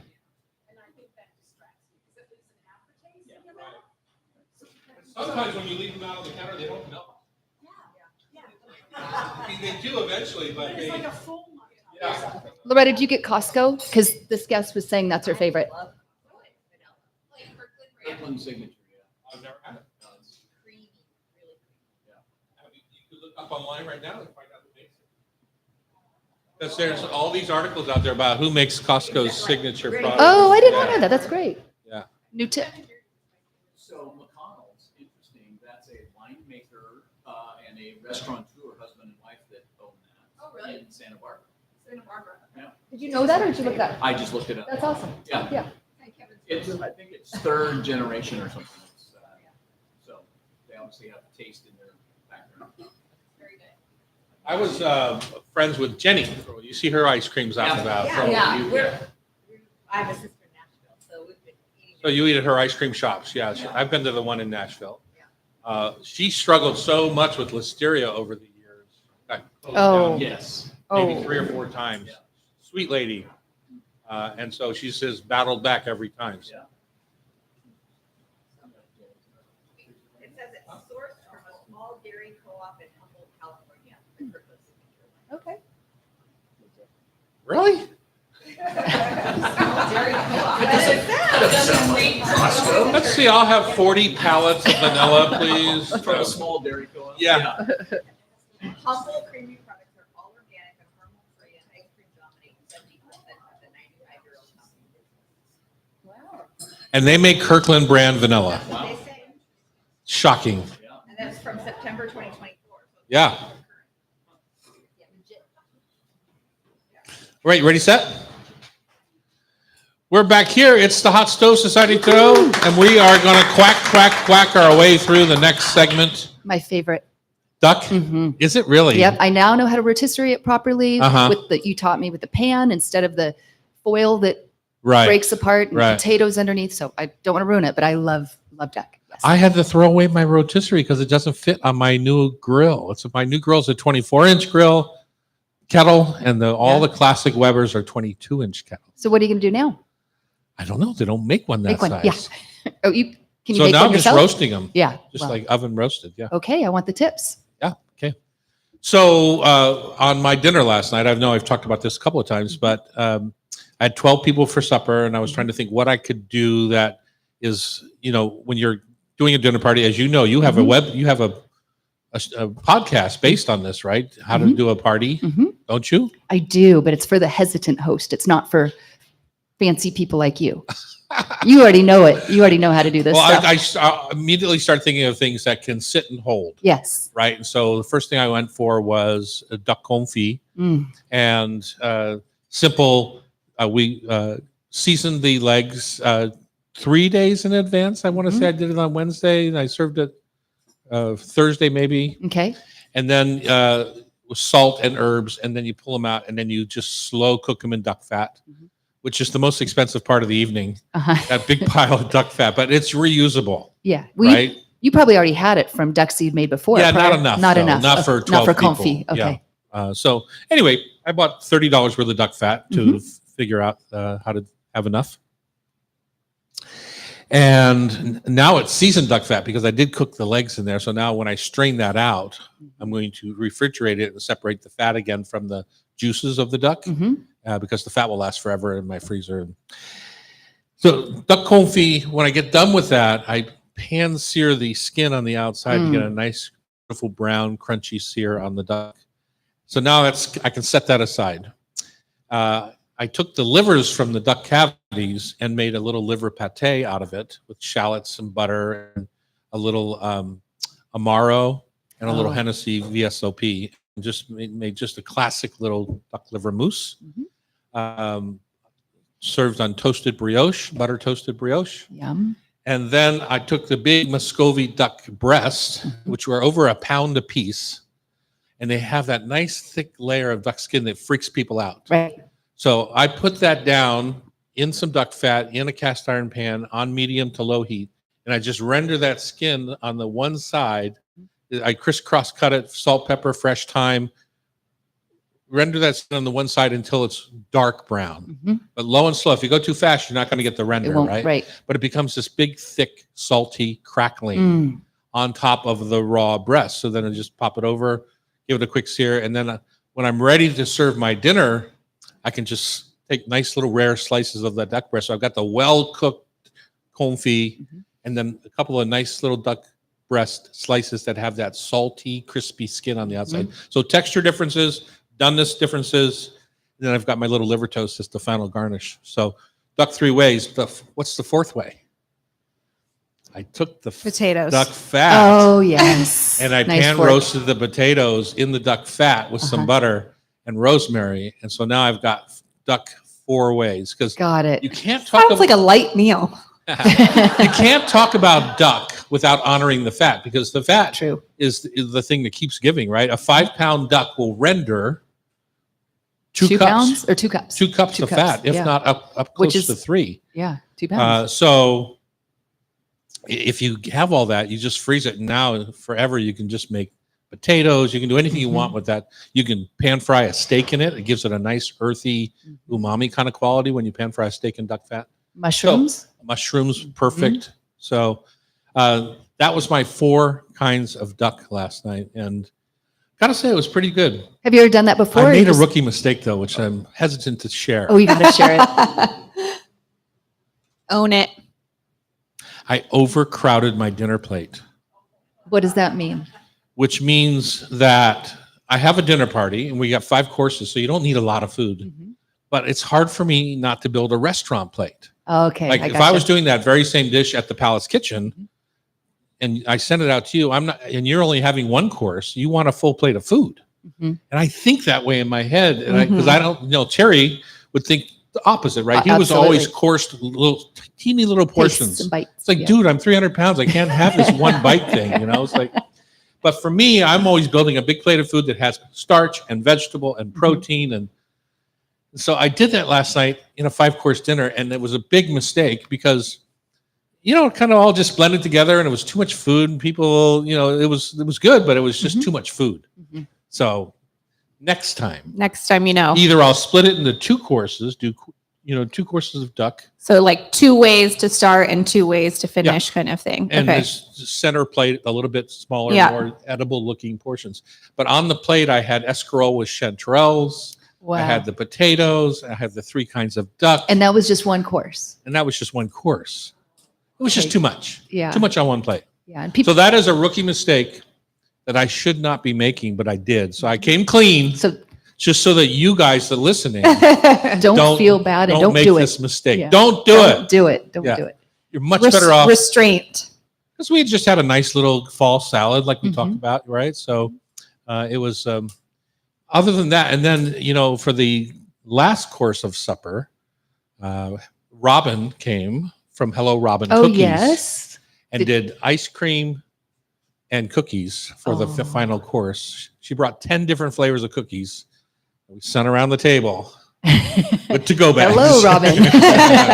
Yeah. And she was awesome. That's great. And her Yeah, shops are she's awesome. so lovely. And I opened my freezer to show her that I had a bag of her raw cookie dough balls in my freezer, right next to the bacon in my freezer. Uh-huh. That's Just that's a high honor there to be next to the bacon. Mhm. And so she took a picture of that. You can probably see it on her website. Oh, that's cute. today. That's cute. That's cute. But yeah, she was awesome. She did the dishes last night. You Which is- usually don't let people do your dishes. On this kind of supper, there's You have just to do- you have yeah, to, yeah. because you have multiple courses between Jackie, Robin, and I, and the 12 people at the table. That's 15 people with 5 Mhm. courses. It's a lot of Yeah. stuff going on there, Yeah. and all the cooking. We have a commercial dishwasher in our house, I love it. so it's a 2-minute cycle, Mhm. and so I keep up on them all day long. But then once you get into cooking and plating, I had 5 different appetizers, salads. You went over the desserts. top. So Well, it's a pricey dinner. You gotta yeah, you show want to out. represent. Yeah, Yeah. you want to thank people for coming and donating. And totally. I never do these kind of dinners. I'm much more Food Lifeline, Right. Or Right. so. That was Well, a lot of celebrity unusual. chefs have done that this time. Susan Feniger, they've done, there's been a lot of, They always do those kind Oh, of. they dinners. do. Okay, Yes. okay. It's just not well, that my makes thing. sense. Yeah. But I did 2 political dinners this week in a row, or I went to one and I gave one. Was one of them where you had to wear the suit, but you bagged out and went and did dishes? No. One was at the Seattle Tennis Club, which Uh-huh. in all my years in Seattle, I've never been to the Seattle It's Tennis beautiful. Club. So I've been here 47 years and I've never been there. Way to get involved. Yeah, Yeah. that's great. For Tanya Wu, I was doing it. She owns the Cow Cow restaurant, one of the Seattle classics. Okay. Right across from Tai Tung. Okay. It's called the Cow Cow, and they have the big barbecue duck window. Oh, yes. I and know the- what you're talking about. Well, they used to have a huge fish in the fish tank that I think when this, I don't want to say that. And now it's a small fish in the fish tank. Gotcha. Yeah. Gotcha. The other one's gone. So And Loretta, do you like duck? Are you a duck fan? I do. I am not a big duck breast, Mm. like seared kind of rare Seared duck rare. breast So you like Yeah. the confit. fan. I could eat duck confit every day. Mhm. And I could eat duck fat potatoes every day. So yeah, I prefer like the confit style, that more fall off the bone, Mhm. roasted Love the style with the texture. crispy skin. Duck breast, it's kind of a texture thing for me, and that like fat cap over the The crackling. duck breast Mhm. doesn't Mhm. do it for me. I will happily eat it if it's in front of me. It's just not something that I It's seek not your out birthday in that dinner. way. Yeah, it's No. not my birthday dinner. Well, you can buy the confit already frozen, like at Mhm. PCC or Mhm. Met Market. And it's not inexpensive, but it's really lovely. But it's good. It's I think really it's a good product. And yeah. same thing, sear it to get Yeah. the crispiness. It's already cooked, Mhm. but it just to get that Well, crispness. it's sous vide right in the bag. Right, it And is, that's- okay. You get all the juices and you get all the duck fat Okay. to use. I didn't The realize other way that. I love duck, and I just did it this last week for a Make-A-Wish dinner or luncheon that I was doing here at the Hot Stove, which was go to Chinatown. And one of the classes I do here sometimes is, it's called, I think you've been to one of these in summer camp, but eating from the Chinatown Oh, yeah. barbecue window, right? You So- took us down there. yeah. And so we just bring back all the different things out of the barbecue window in Chinatown. And one of my favorites is to literally go through and I get the duck, but I get the duck whole Mhm. and I start to piece it out and I try to keep the skin intact. And then Annie makes the most delicious little steam buns. Mhm. So a little pickled cucumber, a little raw scallion, Mhm. and a little hoisin sauce inside the steam bun. And then I make little slices of duck with the skin intact. Yeah. Or sometimes when I take the skin off the back of the duck, it's just a piece of skin. Mhm. Crispy Chinatown barbecue skin. It doesn't get better. You make these little, almost like a tea sandwich, but a Chinese Yeah. tea sandwich. With So some good. hoisin. Yeah, Hoisin so good. sauce, yeah. Wild Ginger still does that, right? I don't know. I think we I did that remember for they always you. All the used to. foodies did it for you for your surprise 60th birthday. Mm-hmm. Someone doesn't like surprises, No, but the food was good. but the food was, well, yes, it was delicious. All right, we got one more segment, I believe. Little trivia. Do we know who's going to Yeah. be our victim? We have Sterling from Edmonds in the audience coming up to join us. Sterling. Is it the birthday or is it anything? You just want to crush us. Just volunteered You as just want to crush tribute us here. for no reason. Yeah. All right, Sterling, you better get ready. Gird the loins, as they say. When we come back, it's Rub with Love, Food for Thought, Tasty Trivia on Cairo Radio, 97.3 FM. Now I want to go get some duck. It's on my list, my mental list, grocery list. Well, here's the thing. Do you like the duck breast? Yeah.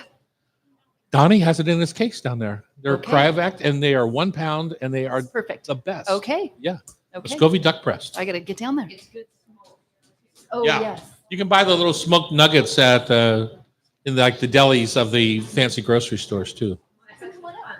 Oh, yeah, Yeah, I'll take that. right. Oh, gotcha. That'd be weird. I mean,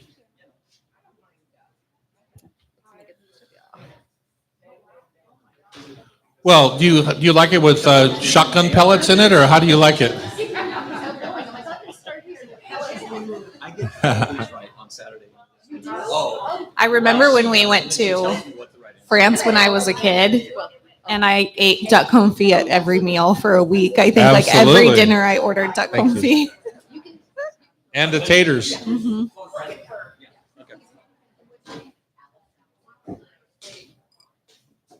Okay, this is our last segment. Are you guys sad or Yes. happy? Yeah. Let's practice, Sterling. All right. No. Bring it to you. I heard. Oh, There you go. that's hot Well right done. there. Is that right? That was sexy. That's your NPR voice. Well done. See, look at her. She's like, yeah. Yes, Sterling. Okay. We're going to wrap things up today with Rub with Love Food for Thought Tasty Trivia. Rub with Love spices and sauces are available in grocery and specialty stores across this lovely country, and also where you buy your grills and supplies like Countryside Barbecue in Springfield, Missouri, Far West Sports in Fife, Washington, and all 7 locations of McClendon Hardware and Ace Hardware in Gig Harbor. Squim, and so I'm going to say that again, Sean. And all 7 locations of McClendon Hardware, Also, you might find them in Ace Hardware in Gig Harbor, Sequim, and Yakima, Washington. Such a fun opportunity to get out there and shop. You love a hardware shop opportunity. I do love me a hardware store.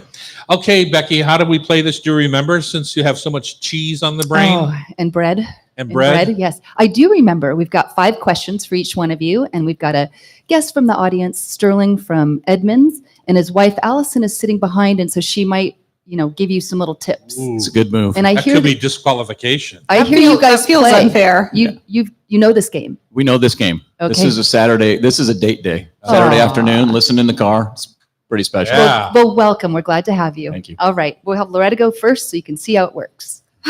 Okay, Loretta. Is saltimbocco? Sean, can you repeat that, please? Or I told you she had cheese on the brain. clean up on aisle 3. Okay, let's start over. Is saltimbocca a spice, a dish, or a small dried Mediterranean fish? Saltimbocca. It's a fish. It's actually an Italian dish. It's traditionally made with veal, prosciutto, and sage, rolled up and cooked in dry white wine and butter.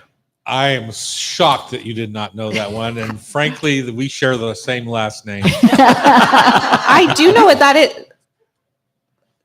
Okay. Usually it's made with veal scallopini. Yeah, veal. Mhm. Okay. Okay, number 2. What is the name of the wildly popular umami-packed red chili paste from Korea? Gochujang. You got it. Good job. All right. Third one is multiple choice. We are fortunate in the Pacific Northwest to have the fantastic Asian grocery store and gift market, Uwajimaya. What does the store's name mean? Uwajimaya translates to gateway to the sea, symbolizing a focus on fresh seafood. Or B, it means island of fresh flavors, reflecting a commitment to high quality ingredients. Or C, in 1928, the co-founder, Fujimatsu Moriguchi, named the store after his hometown, Uwajima, in Japan, with ya meaning store. So it can be interpreted as Uwajimaya store, honoring his C. roots. You got it. Little leading, but there we go. And the family I want still to- runs it. Yes, Yeah. they do. They do. It's Tomo retired a couple years back, and Denise now runs it. Yeah, and his wife died back in 2002, the co-owner. It's a great story. Number 4, what is the Italian word that refers to a savory broth often used as a base for soups and risottos? Brodo. Yes. I had a cup this Good morning. job. Good job. Okay, you're reinstated. Okay. Well, I do have an Italian living in my house now for the Oh, last there you go. 3 years. So hopefully that I in picked mind. up a And her little husband bit. speaks. Oh, he does. Okay. That's helpful. What is the culinary connection between traditional crepe Suzette, steak Diane, bananas Foster, and baked Alaska? They're flaming. You got it. It's a cooking technique. Good job. 4 out of 4. 4 out of 5 5. even. 4 out of 5. Thank I'm you. blaming the first one on Okay, pronunciation. so there's cheese and salami on the brain. Give me a little jet lag. A little jet lag. All right, Sterling, you ready? All right, let's have it. Okay. What dish is the Palace Kitchen serving for this month to honor Chef Terry and raise money for idiopathic pulmonary fibrosis research at the American Lung Association? Would you like it in French or Ooh. English? I don't know either, but it's a very comfort food that his mother Uh-huh. used to make. Yes. Yes. Pot au feu. Good Yes, job. that's the one. Oh, You nailed it. my. Yeah. Good Where's job. Becky's going to give it Did to he you? nail it? Yes, he did. He knew. Okay. All right. I even had options. We didn't even need to go there. All right. Number 2, what is the name of the Italian boneless pork belly, seasoned with fresh herbs and covered with a crisp, crunchy skin? Tom may have had a pop-up on this a little while ago. Confit? No, porchetta. Porchetta. Oh, porchetta. But good try. Yeah. All right. Last time you should listen to your wife on that. I know. one. I know. Well, And confit is French, but good try. Okay. Number 3, true or false? What would a bad job have been? If I don't know. job? Yeah. It's just a habit. I'm just having He's so much very fun. positive. I have so much fun. A black olive is just a fully ripe green olive. Is that true or false? That is true. That is true. Yes. That's very true. Yeah, All say that right. with confidence. Number 4, what is the name of the fish stew from the port city of Marseille, France, traditionally made with a variety of seafood and a saffron flavored broth? Bouillabaisse. You nailed it. 3 out of 4. So final Oh, question, man. see if we're in a tie. Just see if I can tie. All right. What is the culinary connection between sauerkraut, saffron, bomba rice, and chorizo? She's out on that It's a one. Spanish dish. And here's what I'll say. I'll say one thing about that. It doesn't often have chorizo in it in Spain. Paella. You got it. Nice. 4 out of 5 with a little help from Tom. Good job. Okay. Number 3 or third contestant. That's you. Yes, that would That's be you. me. Okay. So how did they do? They both got 4 out of 4 out of 5. 5. 4 out of 5? Yeah. Pressure's on. This is ridiculous. Well, okay. In French cuisine, what is the key difference between fine herbe and herbes de Provence? Fine herbs and herbs Provence. Uh-huh. Well, Provençal herbs have rosemary in them. Fine herbs are not rosemary. Well, that works. That does work. Yeah. Loretta, did you want to pipe in? Oh, I was going to say, isn't one fresh and one's dry? Yes. Fine herbes are fresh and herbes de Provence is Super. dried, but he's right on the rosemary. So awesome. Number 2 is multiple choice. According to Pete Wells' recent article in the New York Times, which U.S. city claims to have invented the chicken tender 50 years ago? Was it Nashville, Tennessee, Los Angeles, California, or Manchester, New Hampshire? Manchester, New Hampshire. Well, it's considering how many Loretta ate in the Northeast at college, I'm going to say New Hampshire. You got it. Yeah. Manchester calls itself the chicken tender capital of the world. Thank you, Siri. I didn't know Tom was cheating. I'll take a little nap. Goodbye. Goodbye, Siri. Okay, number 3. Which well-known cookbook author just came out with a memoir? And she named it Be Ready When Luck Happens. When luck happens or love happens? Luck. Luck happens. She's got a lot of love in her life. Well, there's 2 that have come out recently. One is what's her name, Ida, and the other is she was on Top Chef. Ina. So Ina Ina. Garden or the other one? Ina. You got it. Yeah. A lot of love with Jeff. But I think what's her name from Top Chef came out with one too, if I'm not mistaken. Podma or something? Padma Oh, okay. Lakshmi. Yeah. Okay. We've had her on the radio show before too. Oh, really? Before my time. Yes.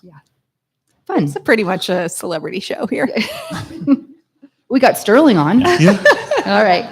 Number 4. Which bitter compound derived from the bark of a Ciscona tree is commonly found in tonic water and was historically used to treat malaria? What is it? I heard it. Quinine. You got it. Yeah. Quinine it is. Okay. that. And either for a tie or a steal, what is the culinary connection between Knucklehead, Cinderella, Long Island cheese, and Baby Boo? Baby what? Boo Baby Boo, Long Island cheese, Cinderella, and Knucklehead. and That was my Knucklehead. favorite. They all are types of pumpkin. You got it. Wow. 5 out of 5. And Loretta knew that too. Did you guys get that? Good job. Thank you, Sterling, for You're playing. welcome. Thank Good you. job, Loretta. Wow, Sterling, good effort, but loser. Good thing we gave you the quinine. I know, exactly. Run with, let's see. If you want to be part of the show, you can join our community on YouTube Live at Tom Douglas & Co. or buy a ticket and join us here in the studio like Sterling did and lost the trivia contest at hotstovesociety.com. The show is produced by Becky Guzak, who's got cheese and salami on the brain, and our technical wizard is Cameron Thomas. At Cairo, Sean Don't Call Me Del Torre edits our show. If you missed any episode of the Hot Stove Society show in Cairo, please listen via a podcast from your favorite podcast app. Thank you for listening. Good job. So we got just real quick, quiet for promos. Hi, I'm Chef Tom Douglas. I'm Loretta Douglas. Today on the Hot Stove Society radio show, we talked to the folks at Cheeky and Dry up there in Finney Ridge. The Hot Stove Society tasting panel searches for the best store-bought vanilla ice cream. It's National Seafood Month, and we talk a little bit about the Port of Seattle's Fisherman's Terminal and how to roast a duck, which we didn't catch at Fisherman's Terminal, but we could. Thank you, everyone. Yeah. Do you want to pick a winner? You think for? Sterling, would you like a free stroll for being the man you are in our gift shop for 3 rubs? Or you can give it to